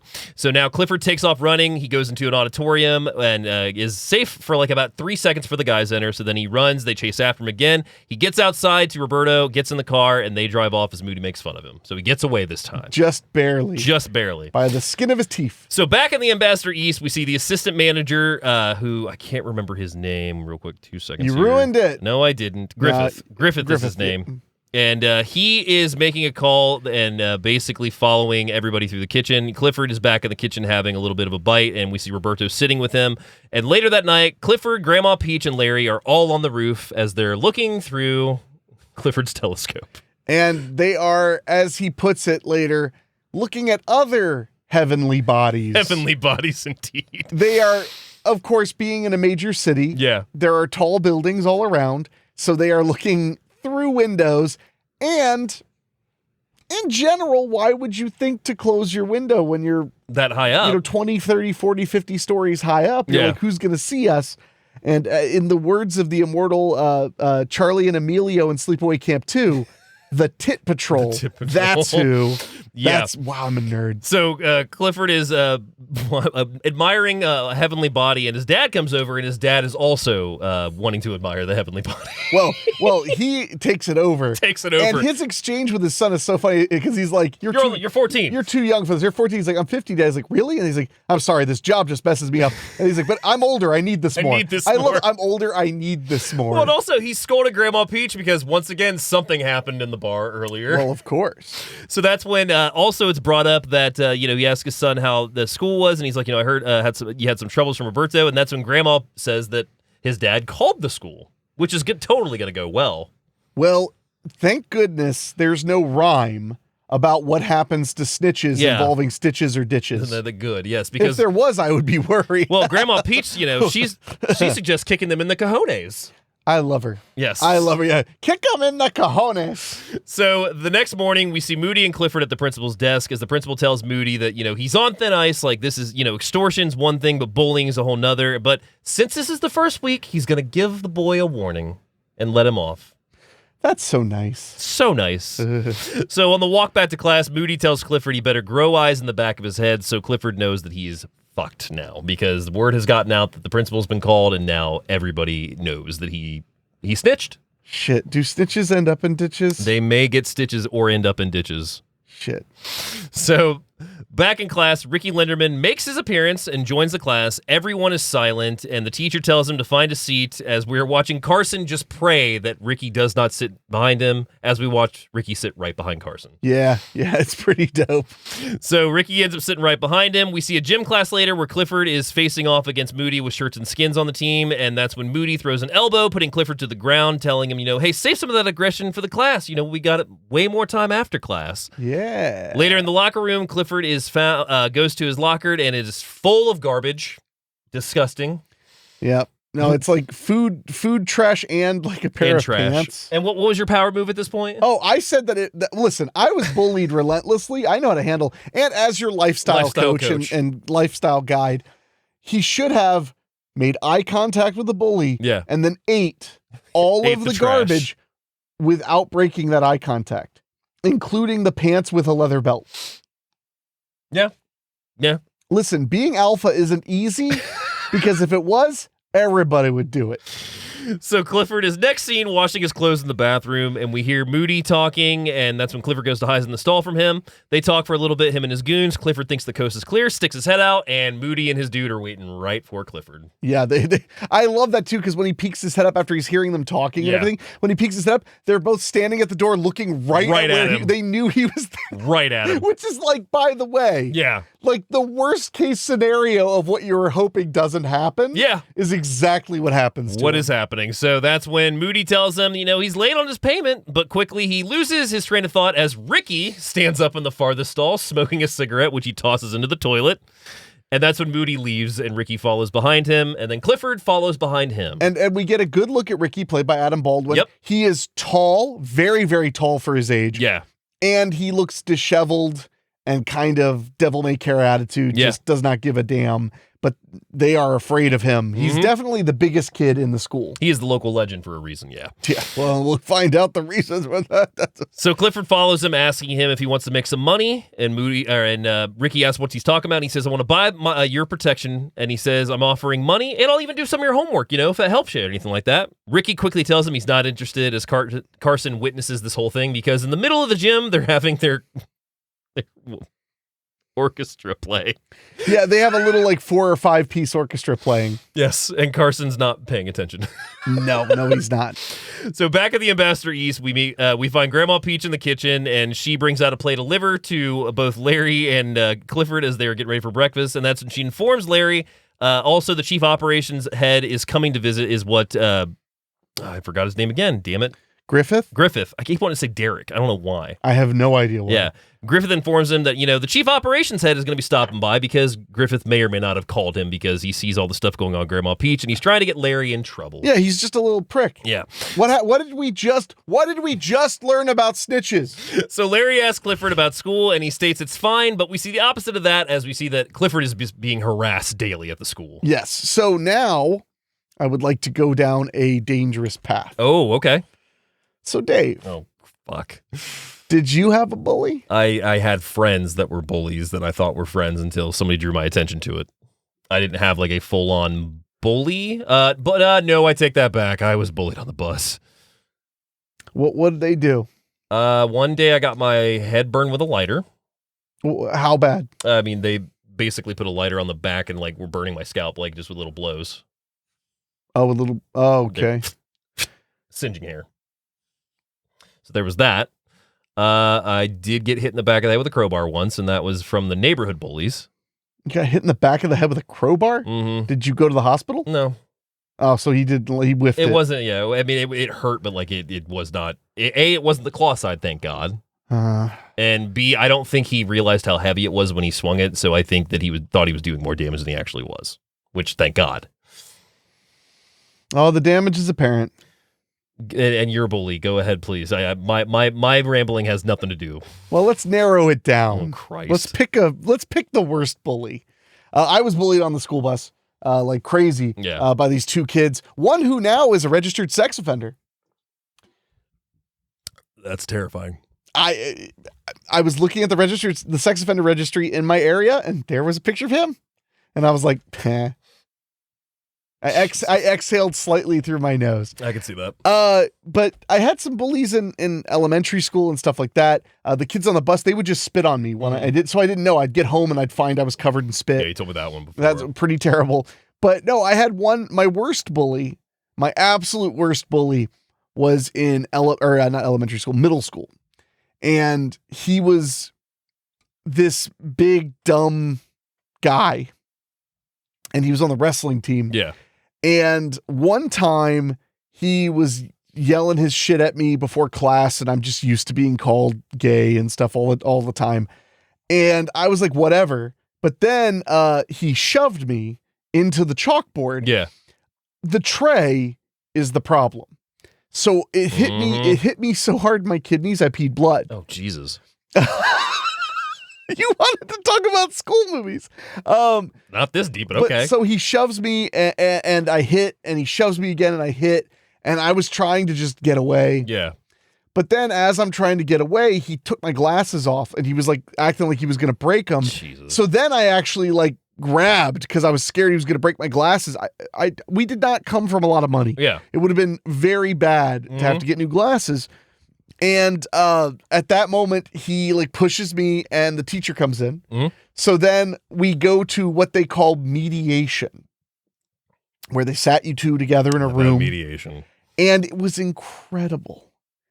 This kid went from, hey, loser gay boy, blah, blah, blah, you got long hair like a girl, I bet you are a girl, to, man, this guy's he's been making fun of me every day. Yep. And I told my mom and dad about it, and they said I have to defend myself. The weirdest part about it was my mother was like, I told her about it. My mother was like, if you punch that kid in the face, you will not be punished in our house. Yeah. It was the weirdest thing. So long story short, he got 1 day detention. I got a week.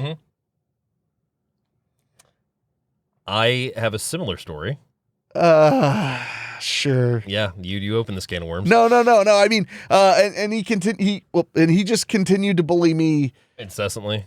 Yeah, and then and I don't know if he's the one who did the door thing. I don't know if I've talked about that on the show. Oh yeah, I don't know if you said on the show, but Jesus Christ. I was walking by the library and somebody opened the door into my head on purpose. I don't think they realized how bad it was going to hurt me. I had to go to the hospital. Yeah, it hit me in the face and bloodied my nose and bloodied my eyebrow, and I never found out who did it because they ran away because they were like, "Oh crap, he's really hurt." Fucked you up. Yeah, so good times. But no, that bully ended up just, being kind of a menace for the rest of that year. Yeah. And then he kind of eased up. I've actually, my biggest bully from elementary school, wrote me an apology Facebook message 5 or 6, 7 years ago. He turned into a really nice dude. He was just flat out. He wrote me, he was like, I'm really sorry. I remember being really shitty to you. Yeah. My dad was an alcoholic. I hated everything. I hated everything about being alive. Jesus. And I just was a shit. Yeah. And I was like, I hope things are better now. And he's like, they are. And I was like, good. Then thank you for that apology. It was very nice of him. So anyway, tell me your I'll give you two. So one relating back to your whole thing of the kid swapping sides. I started biking to school when I was in junior high and high school because I did not want to ride the bus. Sorry, and to give you biking. perspective on the ride that I have to take when I did that was I had to go down 25A. So I went down 25A from my parents' house all the way to the high school, which is all the way through downtown Troy. How old were you? I mean, this would have been 16, 15, 16 probably. Should have just got your license, pussy. Well, I wasn't allowed to because of my Latin grade, but that's a whole nother fucking story. Oh, yeah. I told you that before. But anyway, I avoided the bus so hard because there was one instance in particular in elementary school that has never left me, to where there was a kid that was getting bullied by primarily a lot of people on the bus that were in his grade. I was not in his grade. I was one grade ahead of this kid. Right. And one thing happened led to another. I got involved in the bullying one day, but it was not any of degree of that I'd seen this kid get bullied. It was just kind of like everybody's joining in. I didn't want to feel odd out. Unfortunately, did that. Oh, so you were bullying. I bullied, yes, but I was also being bullied at the same time as well because of it too. Do you know that that's a theory? Oh, yeah. There's a real theory, sincerely, that the reason so many people remember being bullied, but so few people remember being bullies, yeah, is that everyone is being bullied, even if they're also bullying. Yeah. and it's less likely that you'll remember being a bully. I remember being kind of crummy to some people. I don't think I was ever a full-blown bully. Yeah. But I was also so bullied. Real quick side note, by the way, you know how I got the kids to stop spitting on me on the bus? How? I realized that like this was getting so bad. I was coming home and crying every day and stuff. I was trying to figure out what the hell to do. And my buddy James was like, man, I know what we'll do. And I was like, what? And he was like, just trust me. So James went around because I was not as popular as he was. Yeah. He was very popular. I'm not like very, I mean, like he had a lot of friends. I didn't have a lot of friends. He was one of my only friends. He went around and just told some people that I had pepper spray in my backpack. Jesus. So the rumor spread across the entire school to the point where I got questioned by the faculty. Yeah. And they searched my backpack, which didn't have pepper spray in it. That would end it. And they never did it because they were afraid I was going to. Yeah, I don't blame them. So anyway, no. So tell me more, Bully Dave. So that happened one day, and then I Can't believe my co-host is a bully. I get off the bus, and I'm home alone. Like this is where the story gets real fucked up in my POV of it at the time. Okay. So I'm fresh off the bus. My parents do not come home for about like another 2 hours because, to give perspective, I would get home at 3:30. The shop closed at like 5:30ish. Yeah, they yeah. would get home. Mom pretty much normal. Go dinner. Yeah. So the phone rings, and I think we had either caller ID on the phone, if not the actual box, and I could we had the box first, and I could see this name, and I recognized this name, but I didn't know why. So I answered it, and I immediately hear a male's voice, and he's like, is Sean or Dave there? And I was like, no. And then he's like, is this David? And I was like, yeah. And he's like, oh, this is such and such. And I was like, uh-huh. And he's like, no, what's my name? And I was like, I repeated his name, and he's like, no, what's my name? And I'm like, I don't know. And like, I start laughing because like, I think it's a joke. And you're probably nervous. Yeah. Too. And I'm just like, I don't know. He's like, okay, well, he's like, just tell your parents I'm going to stop over tonight. Hang up the phone. Not even 10 minutes later, my dog is barking, and this guy is in my fucking driveway. My parents are not home, and this guy is walking up, and this it just is so a kid happened, your age. Yeah, this is the dad. Oh, the dad. Okay, The dad. Gotcha. So my dog is barking, and my dog's name was Max, and the guy's name was a name that was close to that, but he never knew my dog's name, obviously. So I'm calling to my dog, and he thinks I'm calling to him as he's walking away because he realizes my parents aren't home. Oh God. So the dog finally gets back in the house. Why would you know his dad's name, really? Because he was my soccer coach before all this. Please, no, David. Oh, God, it's a fucking long story with that. Anyway, I digress. So, anyway, the evening comes, and I tell my mom that, like, hey, this guy stopped over, and she's like, oh, yeah. She's like, that's your old soccer coach. And I was like, I thought I recognized him, because, like, when he walked to the door, I was like, oh, like, I realized who you are now. Like, it wasn't clicking. I didn't realize it was his son, but also it'd been a while. So, long story short, we go to these people's house where I was named bully number one of this kid, and I had only done it to this kid once, and I remember specifically once because it was name redacted, like 3-4 kids that I had problems with. But I got fucking pinned for this with a bunch with several others. So you said you had a month, or what was it? That was a week. A week. So I either had no school busing for a week or a Saturday school. And mom and dad got me the Saturday school, and I was the only one that got the Saturday school out of everybody. If I had been your attorney, I would have been like, I appreciate your statements. I appreciate the pain and suffering your young man has gone through. Mm-hmm. But could I counter with, why is he such a fucking nerd? So you want to know what the nail in my coffin was? What's that? For my parents? Oh, I'm guessing they punished you too. Oh, yeah. So, with the whole last name thing, the name in perspective was Butt Sucker was the name that kids were calling him. I'm not going to give the real name. That's so mean. That was I didn't coin that. And I acted like I'd never heard it before until mom goes to get the school fucking phone book and finds out that in that certain kid's name, that name's crossed out and the other one's written. In your yearbook? Not my yearbook. It was like the phone book of like the parents, like everybody had for the elementary school, like the elementary school phone book of like the parents that submitted their and who numbers. did that to it? Was it you? I did that. I'm gonna say I think you got what you deserve. Yes and Wait, no. so how did they punish you? I got like my PS2 taken away for the amount of time that basically they were suspended from the bus. So I think it was like a week and some other things thrown in at that point too. Probably extra chores that I can't recall. But the one thing that I will say to end the story is as we left the house of that person, my parents were like, my dad's like, just promise me you'll never fucking do this again. Like, he wasn't mad. Like, he was just... Yeah, he understands. But he also said, fuck those people. My mother would have just been like, it's their fault. Yeah. Like, my mom still to this day, she's like, I would, like, even, she's like, in that situation again, I would never do that. She's like, they acted like you were a terrorist and like that you had done all these things to their precious child who was not. He got in trouble so much more than I did later. I mean, it's almost like he was bullied to a point of breaking. Oh, God. I mean, buttsucker's mean. Yeah, but this kid was a piece of shit. The kids in my school, they only called me and it's whatever, you know, like we all feel like from time to time. And, but at the end of the day, like I might be but you suck butts in your fucking underwear. Jesus Christ. So that's my point. So the last story I'll give, this is really quick. Oh dear. Okay. I'm in. Yeah, no. Totally You asked me about bullies, and I unfortunately for probably at least 3-4 years ran with a group of friends that were not friends. And this involved me into multiple sleepovers or overnights that were hell because A, I didn't want to admit like defeat and leave. And B, there were certain people that when they were there, other people would get in on it. But if they weren't there, I was safe. Yeah. Or there was other targets, unfortunately. Yeah. Well, just so happened that one night we were at my buddy's house and his dad, I think I've talked about it on the show. The time that I watched Falling Down at that kid's house, we were at that same kid's house. That was the mansion. The worst, saddest story ever. Worst, saddest story ever. But we were at that same house, and that house was huge. I mean, he was in construction. He had a lot of great money. And we were downstairs. Bad money. Bad money.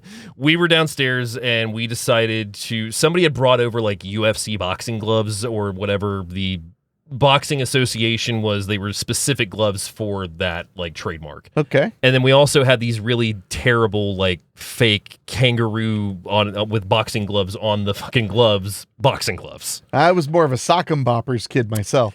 Anyway, we decided to get into boxing matches, except they were not boxing matches because we were not boxing at all. We were just using boxing gloves and going at each other like it was UFC. Oh, that's fun. I got hit in the temple by one kid. They punched you in a Jewish place of worship. Yes, they did. That is fucked up. I'm so glad, by the way, David, sincerely, that you don't hang out with friends that bully you anymore. Oh, God, dude. Thank yeah, right? goodness. Crazy. Yeah, that would be fucked to get in a cycle like that. You've never knocked me out and then filmed it and then not done anything about it. Oh my God. Oh, I still have the video. You don't remember that I knocked you out? Oh God, Jesus Christ. It must have been really, I'm sorry. I just wanted to make a joke because what you're telling me is so sad. Oh, it's terrifying. No, like I literally still have these videos on my computer of these stupid fucking boxing matches, including the one where I get hit in the temple, I go down, they joke and put the camera in my face while I am clearly freaking out. Like I'm flinching, like my eyes going and everything, and they're laughing. Like you can hear it, and then the video ends, and they ended up like dumping water on me. That's when I came back to that I remember. Turns out I got a concussion. The next day, like I was having trouble with like vision in this eye. My mom takes me to the doctor the next day, and yeah, I had a slight concussion. And the doctor was like, "Tell the truth." But that was the breaking moment that I said, fuck those guys. And don't ever show me that video because all I'll do is realize I like those guys more. I mean, I'll be like, fair. God, those guys are so cool. I'll show you the other videos where so cool. One of them runs into a door.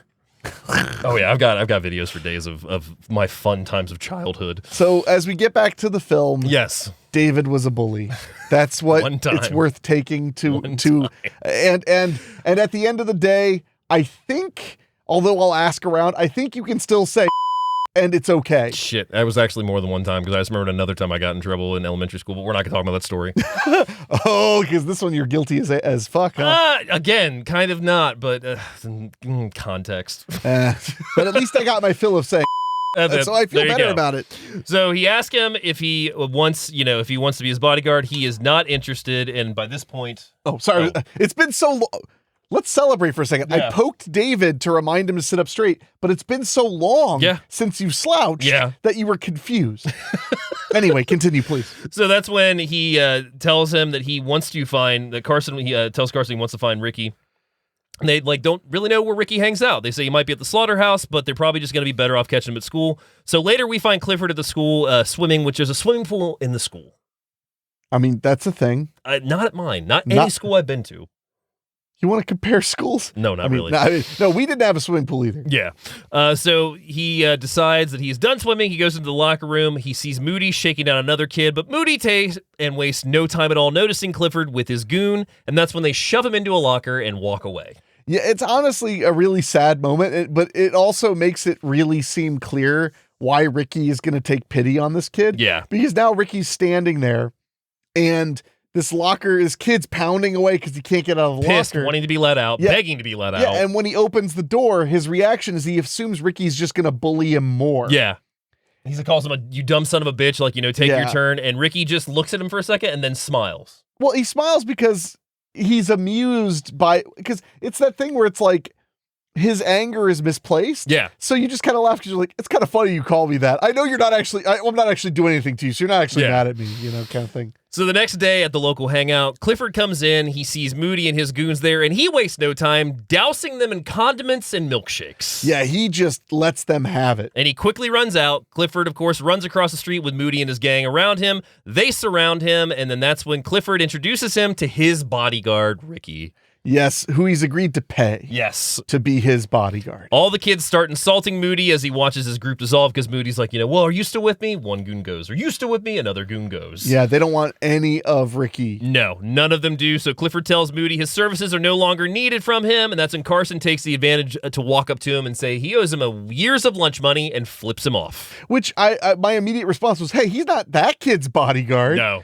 Why is that kid so brave? And that's a good point at this point because I think Clifford is a great character, but he is hard to like at times. At first. Yes. No, he grows as a kid too. And that's the point of my bodyguard, in my opinion, is that tough kids and kids with bad reputations, they're just kids. Yeah. And that's what made me really like this movie a lot. Yeah. Is that. So, and that's where we're going to go from here because in reality, Ricky's not doing it for money. No. That's the thing when you showed me the theatrical trailer, it seemed like he was doing it for money. Yeah. No, he just did it because he's tired of bullies and because he sees something in Clifford, something we're about to find out a lot about pretty quickly. So the kids celebrate. Clifford and Moody walk down the street as Clifford states how no one's going to mess with anymore. Ricky is quick to tell him that they aren't a team, and he walks down the alley away from him. So the next day, Clifford goes to Miss Jump, which is his teacher, and he asks her, is the rumor true about Ricky and the murder? And she's like, well, I don't really know anything about those rumors, but I do know this in particular, and tells him about a year ago, Ricky's younger brother was found with their father's gun. He'd found their father's gun and was playing with it. The gun went off, and Ricky was the first to find the body. Yeah. And that is the beginning of the film's kind of turn from being a passive, silly comedy about kids to being something about the fact that that kids have real problems. They absolutely do. And this is the only story that she knows. Later in the cafeteria, Clifford finds Ricky sitting alone. He sits down with him and he tries to explain himself again, but Ricky doesn't want to hear about it. He walks out in the hallway, lights a cigarette, and then leaves the school. So Clifford catches up to him later, telling him, we next see Roberto is being made to follow Ricky as Clifford's sitting next to him, and that's when they get into a little bit of traffic jam. So Clifford gets out of the car and starts to follow Ricky. But that's after they've entered the rough part of town. Yes, and that's worth mentioning too, because he even says Roberto's like, I don't like this part of town. Roberto, what a name for that guy. Yeah, he's like the whitest guy ever. Yeah. But Roberto says like the police don't even come around here at night. Yeah. So that's when Clifford decides he's going to follow Ricky. So he goes through the rough sides of Chicago, following Ricky all around until Ricky pulls him aside and he's like, why are you following me? And he's like, hey man, I know it's hard out there. We can still be friends. I even know what happened to your brother. And he's like, do ya? And he walks away. And that's when Clifford is like, hey, I don't know where I am. I don't know how to get home. It's a really cute thing because he walks away and he goes, hey, I don't know. Or he's like, hey, Where am I? Yeah. How do I get out of here? Yeah. And Ricky just has this grin. Oh, it's great. Ricky turns around and he just goes, come on. And that's the breaking moment, though. That's a really brilliant moment where Ricky just kind of goes like, yeah, why would you know this area? Because he's from the rough part of town. And it's very clear from just looking at them that Clifford is from at least a little more money. Yeah. I mean, and so's their bully. Yeah. Looks like he's from very good background, lots of money. But he's not wearing the shirt that says jock. No, that's so weird. The nerdy kid wears a shirt that says, or a sweater that says jock. So Ricky brings Clifford to a garage where he shows him that he's working on this motorcycle. At least he's trying to. He's been fixing it up for a year, and he cannot get it to start because the cylinder's bad, and they don't make them anymore, so he has to hunt one down. Yeah, he the only piece he wasn't able to find for the entire bike is one cylinder. Because he built it from scratch, basically. He repaired it, he restored rebuilt it. That's literally the line of the movie. He's like, you built this? He's like, well, rebuilt it. And that's when he also has Clifford get on it and try it out, and that's when you just kind of see them kind of bond even more. They're totally bonding. Yeah. It's really sweet. So we next see Ricky and Clifford going around the city. They're going from junkyard to junkyard looking for cylinder. Yeah. And they're talking. We learn that Clifford's mom died in a car accident a few years back, and that his grandma is staying with them right now because people know that she's a wild one. She's been noticed by having some care. That's why the dad's looking after her right now. And he also says, like, he makes a really beautiful comment because he's like, they say that like she's too, acting like a kid so much because she's losing it. I think she's acting like a kid so much because she doesn't want to give up the time of happiness. Well, what he said was they think she's acting like a kid because she's afraid to die. I think she's afraid to not live. Which is a really I'm sorry to correct you. It's just that clicked with me really well, so I just really remembered it. Yeah. And I just saw it. Yeah, absolutely. So, that's when Ricky opens up to him that he says, that his brother was a good kid. He was a real handful. He was 9, taking care of him since he was 2, and, he misses him. So we just see them sharing stories about both their life and getting closer together, and that's when they also discover the cylinder that they need. Yeah, they find it, and the motorcycle's up and running, and now we get the most wholesome part. Yeah. As they are riding around, taking turns, riding the dirt bike, and my favorite shot, which is in the trailer we showed at the beginning cover of the show, movie.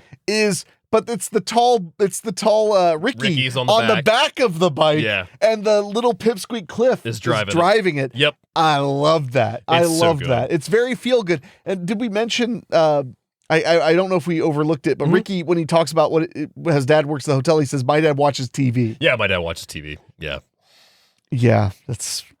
So at the hotel, the chief inspector has arrived, and he finds Grandma in the bar, and they start talking. On the roof, though, Ricky is being shown by Clifford, including the telescope, which points out the heavenly bodies again. Yes, and we just see a woman in, like, very not scant underwear. Yeah. So we find Larry back in the hotel checking out a guest whom has clearly hit something off with, like, he's checking her out and literally checking her out of the hotel, and they are talking about their experiences. She even calls him Peachy. Yeah, this woman is definitely liking what Mull is laying. I think they had, since he has the room key, since he already had the room key. He fixed her air conditioner. Yeah, he did. Yeah, he did. He put a little Freon in there, if you know what I mean. I love Mull in this movie. He's such a good dad, but also so fun to just watch the adventures of. Well, and this is like right before he kind of became very, I don't know, he's still kind of young looking. Yeah. He's kind of svelte, and he's still very handsome. Yeah. Later on in his career, he became much more like that older guy. Yeah. The teacher, the uncle. But here, much like in Mr. Mom, he's still kind of handsome and young. Well, and he shines right here because that's when Clifford tries to introduce him to Ricky, but he gets a call about Grandma, so he races off, and that's when we see the chief inspector is like almost passed out in a chair, like he's being fanned by her. But it turns out that it's because off. they were dancing. They were dancing. They were having a hoot, and he's fine. He's mad that everybody's worried about him. He's like, I'm just tired. Well, and Griffith is like, do you know who this is? Like, he's trying to make a scene of it. That's the second time he said, do you know who this is, too? Yeah. And that's when Larry takes a moment to pull Griffith aside, and he's like, hey, man, this is, this could happen to anybody, but you know what? Why don't you go check into another hotel? We can handle it from here. You're fired. Fires his ass. So that's when Larry quickly finds out that, what he's been doing. So that's when he lets him go. He's also told by the chief inspector that he's doing a great job as him and Grandma Peache walk off for another dance. Well, he's going to the room to sleep for an hour. Yes. And then he has to come right back down. Because that's when Ricky and Clifford and Grandma Peache all have a nice dinner in the hotel area, and that's when she also reads his palm, and she's stating that he's very intellectual, and Clifford's like, I don't know if that's true or future life. But that's when that's when Clifford notices that Ricky has a scar right on his wrist. It's very clear it's a self-harm scar. Attempted suicide, very likely. So he clenches his fist really quick, and that's when Grandma has a really sweet moment because she tells him not to worry. He's among friends. Everything's okay, and she adds that she sees a long lifeline for him. And I think that that's a little harsh because all he's doing is saying, "Away, witch! I do not wish my palm to be read. I do not wish such heinous act upon me. Apostasy of the church!" And now we get to the scene where Matt Dillon shows what a schmuck he is, as the next day, I think that's kind. Clifford, Ricky, and Carson and the other kids from the school are out at the park when Moody comes over introducing his bodyguard, Mike. And Mike is like, I would guess 20 to 20s. 22. Yeah. He's huge. He's a bodybuilder. Muscly. Yeah. And he's literally went off and found an even bigger guy to be his bodyguard. And it appears, ironically, to what we were saying about, well, although you were actually a bully, apparently. Thanks. He also apparently has told him, like, so you like to kill kids, huh? Yeah. You like to rape old ladies. Old women, yeah. And apparently this guy has been built up that Ricky is some serious delinquent. Moody fed Mike a lot of shit. But the funniest part is Moody's like, yeah, he's right there. And meanwhile, Ricky is literally sitting with a group of nerdy kids and they're all laughing and having fun. Yeah. So he's clearly not some drooling, foaming mouth bully. No. And Mike immediately starts in on Ricky, even bringing up his brother as Clifford tries to state, that's bullshit what happened. Yeah, he says you killed your brother. Yeah. So Mike begins to intimidate him, throwing him around, and Ricky just doesn't fight back. Ricky is even trying to leave. He goes to start his bike, and that's when Mike comes over, and he's like, "Oh, nice bike," and just starts beating the shit out of both breaking Ricky and the pieces bike. off of it. Yeah. And then eventually just leaves him bloody on the ground. Leaves him bloody on the ground, and that's when, they start doing even more damage to his bike with Moody and his gang join in. They even deliver a couple blows to Ricky, but not before Moody decides to chuck Ricky's bike right into the pond. Yes. And this scene really broke my heart because Ricky's opened up so much and he's even starting to have friends. Yeah. I mean, he was with all the kids. Yeah. And now this is happening. They've thrown his bike in the water. He's gotten his ass whooped. He's humiliated. He's bloody nose. And the whole time, the oldest bully is just like, I thought you said he was tough. Yeah. I thought you said he was tough. And all I'm thinking is like, you got to be a real piece of shit not to wonder why someone's not fighting back. Yeah. Literally, the most... I'm not saying this is advice. Oh God. But no, if somebody starts punches you and you don't punch back, it's usually clear that you're attempting to de-escalate. Yeah. Because if they punch you and you punch them back, even if the fight doesn't make sense, it's gonna get worse. So it's really fucked. Yeah. And Ricky, of course, feels hurt. He's humiliated. He doesn't know what to do at this point. Well, and Clifford doesn't help because Clifford's like, why didn't you fight back? Yeah. Which it's like, because he doesn't want to be a bully himself. He doesn't want to be violent. He doesn't want to be punching kids and stuff. And it goes back into Baldwin's performance. Adam Baldwin's performance in this, he's so good because he's so believable in every aspect that they present him. And super subtle. Yeah. Yeah. It's kind of like, have you seen Stir Crazy with Gene Wilder and Richard Pryor? No. You remember Dynamo from Running Man, the opera singer? Of course. Okay, yeah. He plays a guy in the Stir Crazy, the movie where they get sent to prison for wrongful reason. He plays Grossberger, and Grossberger is the feared inmate of the prison. Oh, okay. And then at one point he actually sings because he was a really good singer in real life. Oh, okay. So there's one point where they kind of break him because they put him in a cell hoping to intimidate him, and they all become friends. That's pretty funny. Such a good movie. So Ricky goes running away from him. He runs off away from Clifford at the park, and Clifford goes to look for Ricky, but he's not finding him. He checks the garage. He checks his own home and doesn't find him, and that's when Clifford returns to the hotel where Ricky is waiting for him on the roof. And, he basically just asks Clifford, give me money. For money. He's like, give me "You have some any money?" money. Yeah. And he's like, I have $6. He takes it from him. Then what really hit me is why it really hit me is he just says, you're a good kid. You're a good kid. And then he leaves. He goes off the fire escape, and of course Clifford is not leaving this, so he goes to follow him. They get to a bridge, and that's when Ricky is, telling him to go home, and Clifford questions why he can't fight, asking if it's because of his brother, and he's like, shut up. He's like, well, hey man, it's not your fault. Like, you didn't do anything. And he's like, I killed my brother. And Ricky then confesses that he killed him. He didn't mean to. He didn't find him. He was the one playing with the gun with his brother. Home. Yeah, they were home playing with it. His brother wanted to hold it, and he's like, you're not old enough. And that's when he reached for it, accidentally shooting him. Ricky couldn't take it. And so that's when he actually even looked at his brother and said that he unfortunately was laughing when it happened because he was just so in shock. Shot him in the head. He watched the blood come out. So that's when he decided that, he had to take the fall for this, but he wasn't going to. So he put the gun in his brother's hand and told everyone that he found him that way. Yeah. And he confesses that's the first time he's ever said that to anybody. He's never told anyone that before. And Clifford tries to tell him once again that it wasn't his fault. Ricky states he knows that, and he knows that he means well, but he's let everyone down, and in some way he's going to do the same right before he boards the subway and rides off as Clifford watches him race down the track. My heart is so broken. So the next day, Shelley catches up with Clifford and Carson, who are saying, things are worse than ever. They're walking past the park, and that's when Carson says, "Hey, isn't that Ricky?" And that's when they notice that he's removing his bike from the lagoon.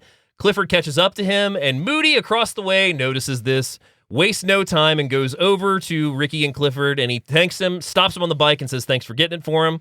Sees Ricky isn't backing down, so he goes, "Oh, Mike." Yeah, and there's Mike. And here comes Mike again. Right back where it... Mike's ready to throw down. I'm sorry. I know, he's a real piece of shit. So he's ready to throw down, and Mike warns him in, 3 seconds that he's got to leave, but he's got to leave the bike because it's no longer his.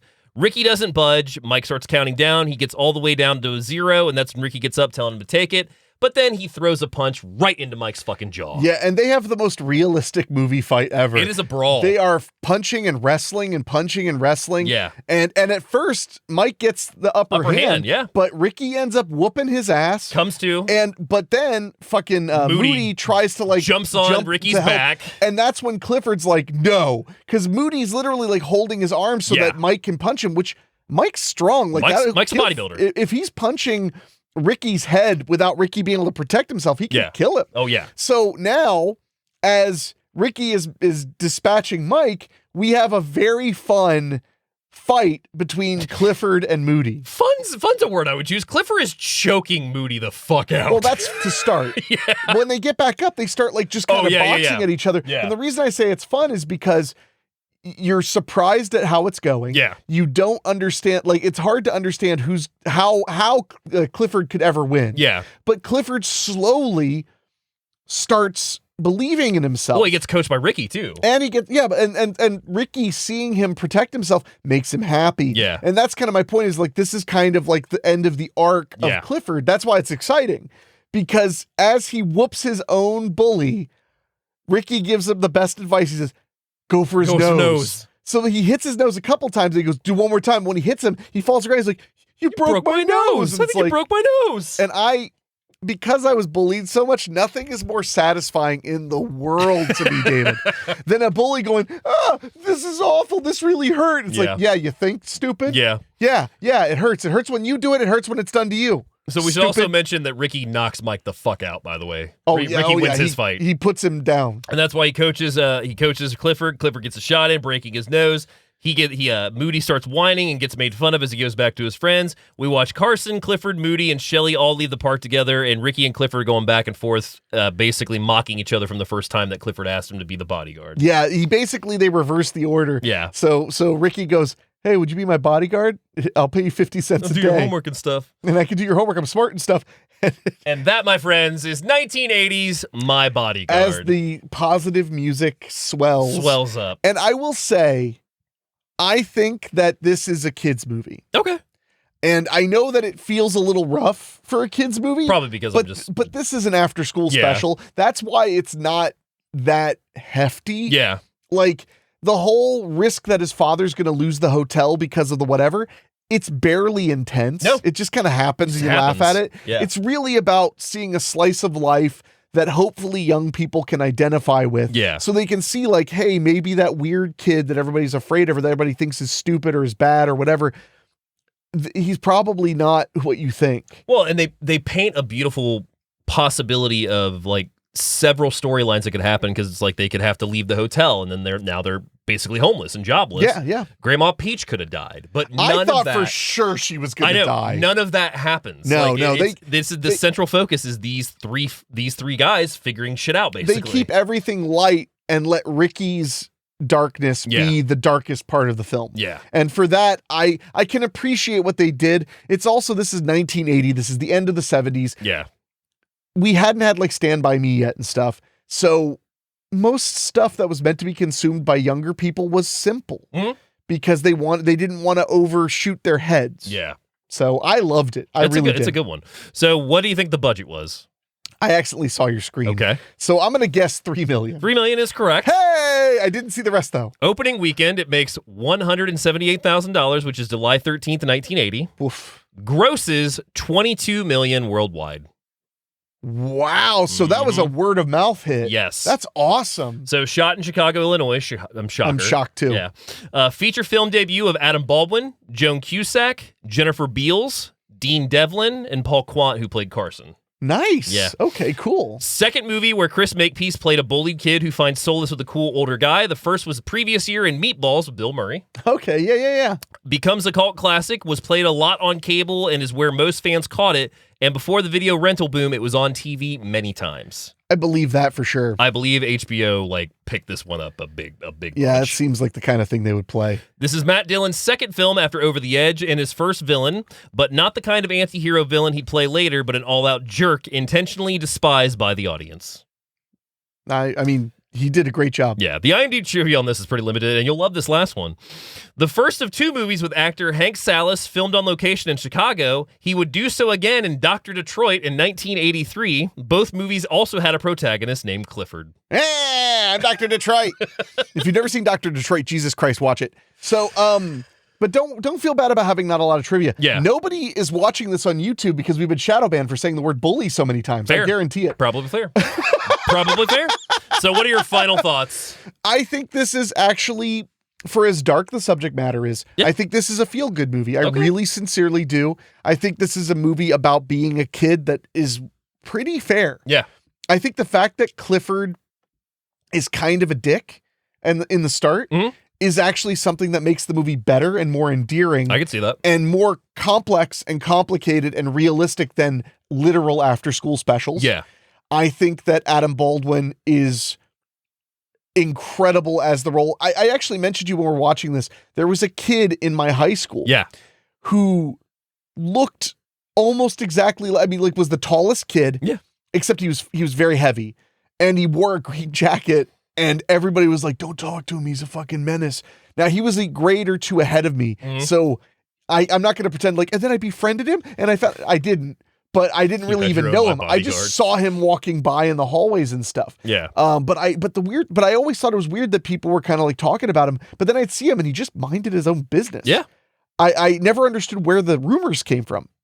It's strange. But they weren't just rumors, but they were rumors that that he touched kids. There were rumors that he had felt up a girl. Jesus. Just things to make everybody hate him. And I'm not saying he didn't do anything wrong. I have no idea. Yeah, you have no idea. But so it reminded me very much of that, and I loved the complexity of it. I really did. Okay. So my final thought is I can't call it an own it. No.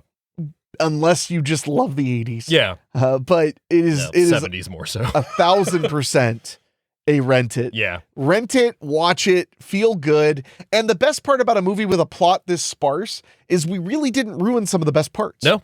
Because There's so much dialogue. Most of what's the best about it is the dialogue, the location, the ambience, the music, cinematography. It's One thing I didn't say, movie. we talked about the shots of Chicago, but the shot of him watching Ricky go down in the subway and the light just gets dimmer and dimmer on him. Yeah, it's very good. There's so many good points. It's an absolutely a rent it for me as well. I think it's one of those movies that it hasn't discovered a larger audience in probably a good bit because it's not one that you really hear about at all. Yeah, I would agree.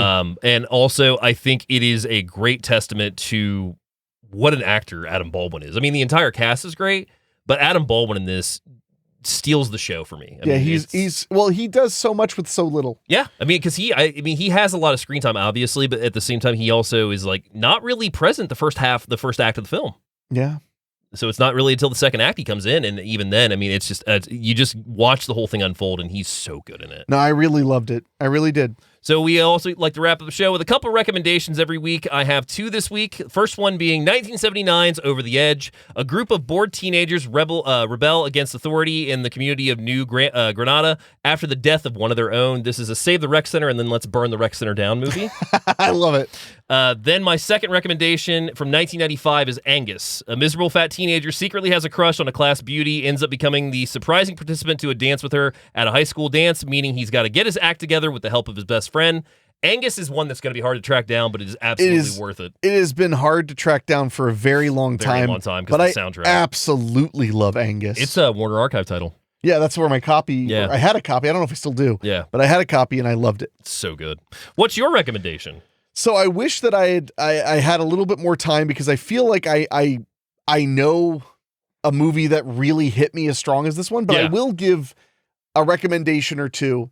My first one is straight up The Karate Kid. Yeah, I was actually about that one too.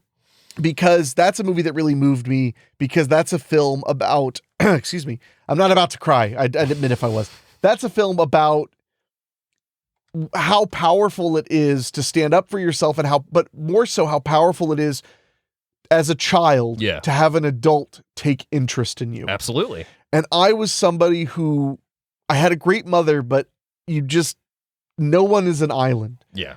And the biggest change in my entire life was when an adult outside of my family took interest in me. It changed my entire life.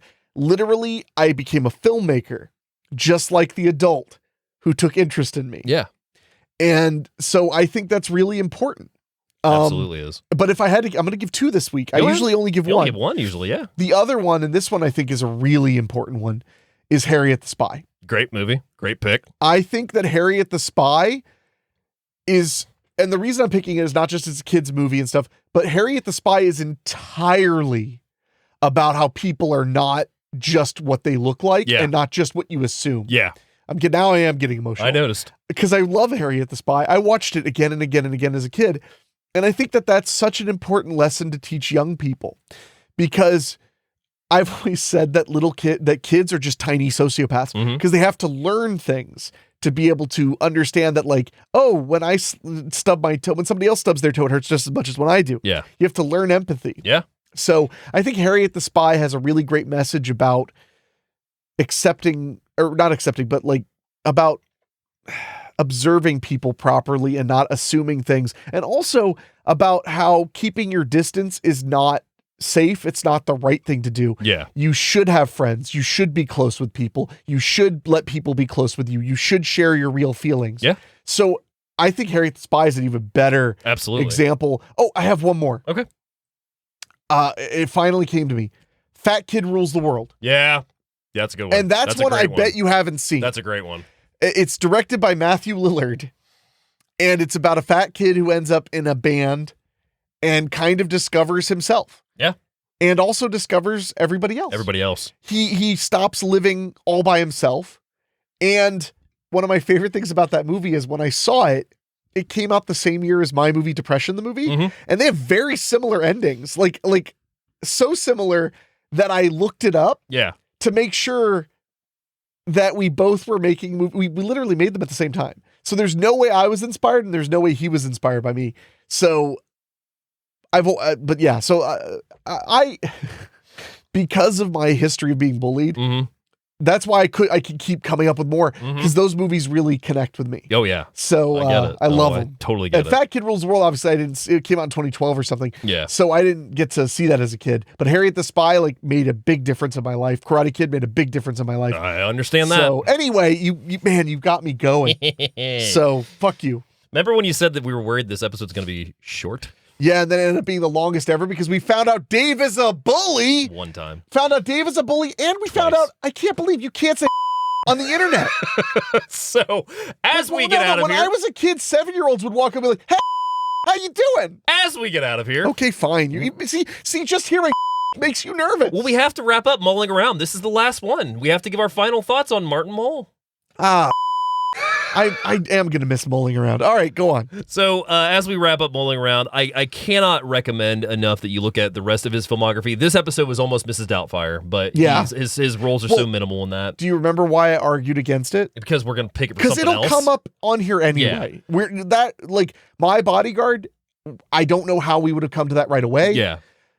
A lot of these films, I don't know how we would have come to them right away. This is your opportunity to pitch Dance with Death. One of these days, I'm going to make us watch some Corman bullshit. Yeah. And everyone's going to be sad.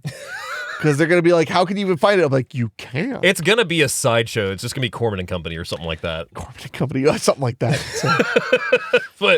So, as we wrap up Mulling Around, I cannot stress enough to look at Martin Mull's TV film, his TV roles, filmography, all that stuff. Just a tour de force of comedy, of timing, of great dramatic roles as well. You will not find a bad performance from him. You will not. Yeah, I mean, it's just I cannot stress enough that like we've highlighted certain films of his of what we could find from his filmography this month, but the man has so much out there, from his music to his TV, his paintings, his stand up. Look at all of it. It's fantastic for sure. So Martin Mull, we fucking salute you and miss the shit out of you. Absolutely.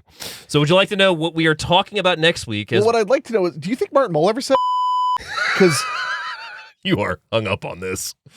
It's just we said it all the time when I was a kid, and all of a sudden it's like, oh well, you can't say because if you do, you're. I mean, remember, he did refuse to tell the aristocrats joke, and he told his own. That's true. Yeah.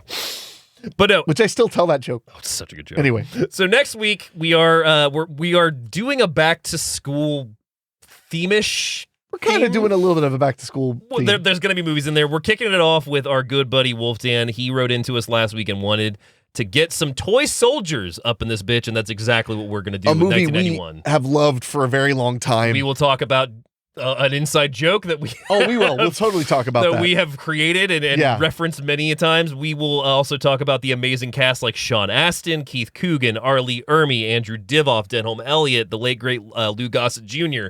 List goes on and on. If you haven't seen Toy Soldiers, this is your recommendation to get ready for an amazing podcast about that movie. Absolutely. So before we get out of here, I want to remind you can email us at doyouevenmovie@gmail.com. P-O-D at gmail.com. Yep. You can also go to doyouevenmovie.com and find all the information you could ever need. We have a Patreon, which we would love if you would support. You get early access to every episode in video format.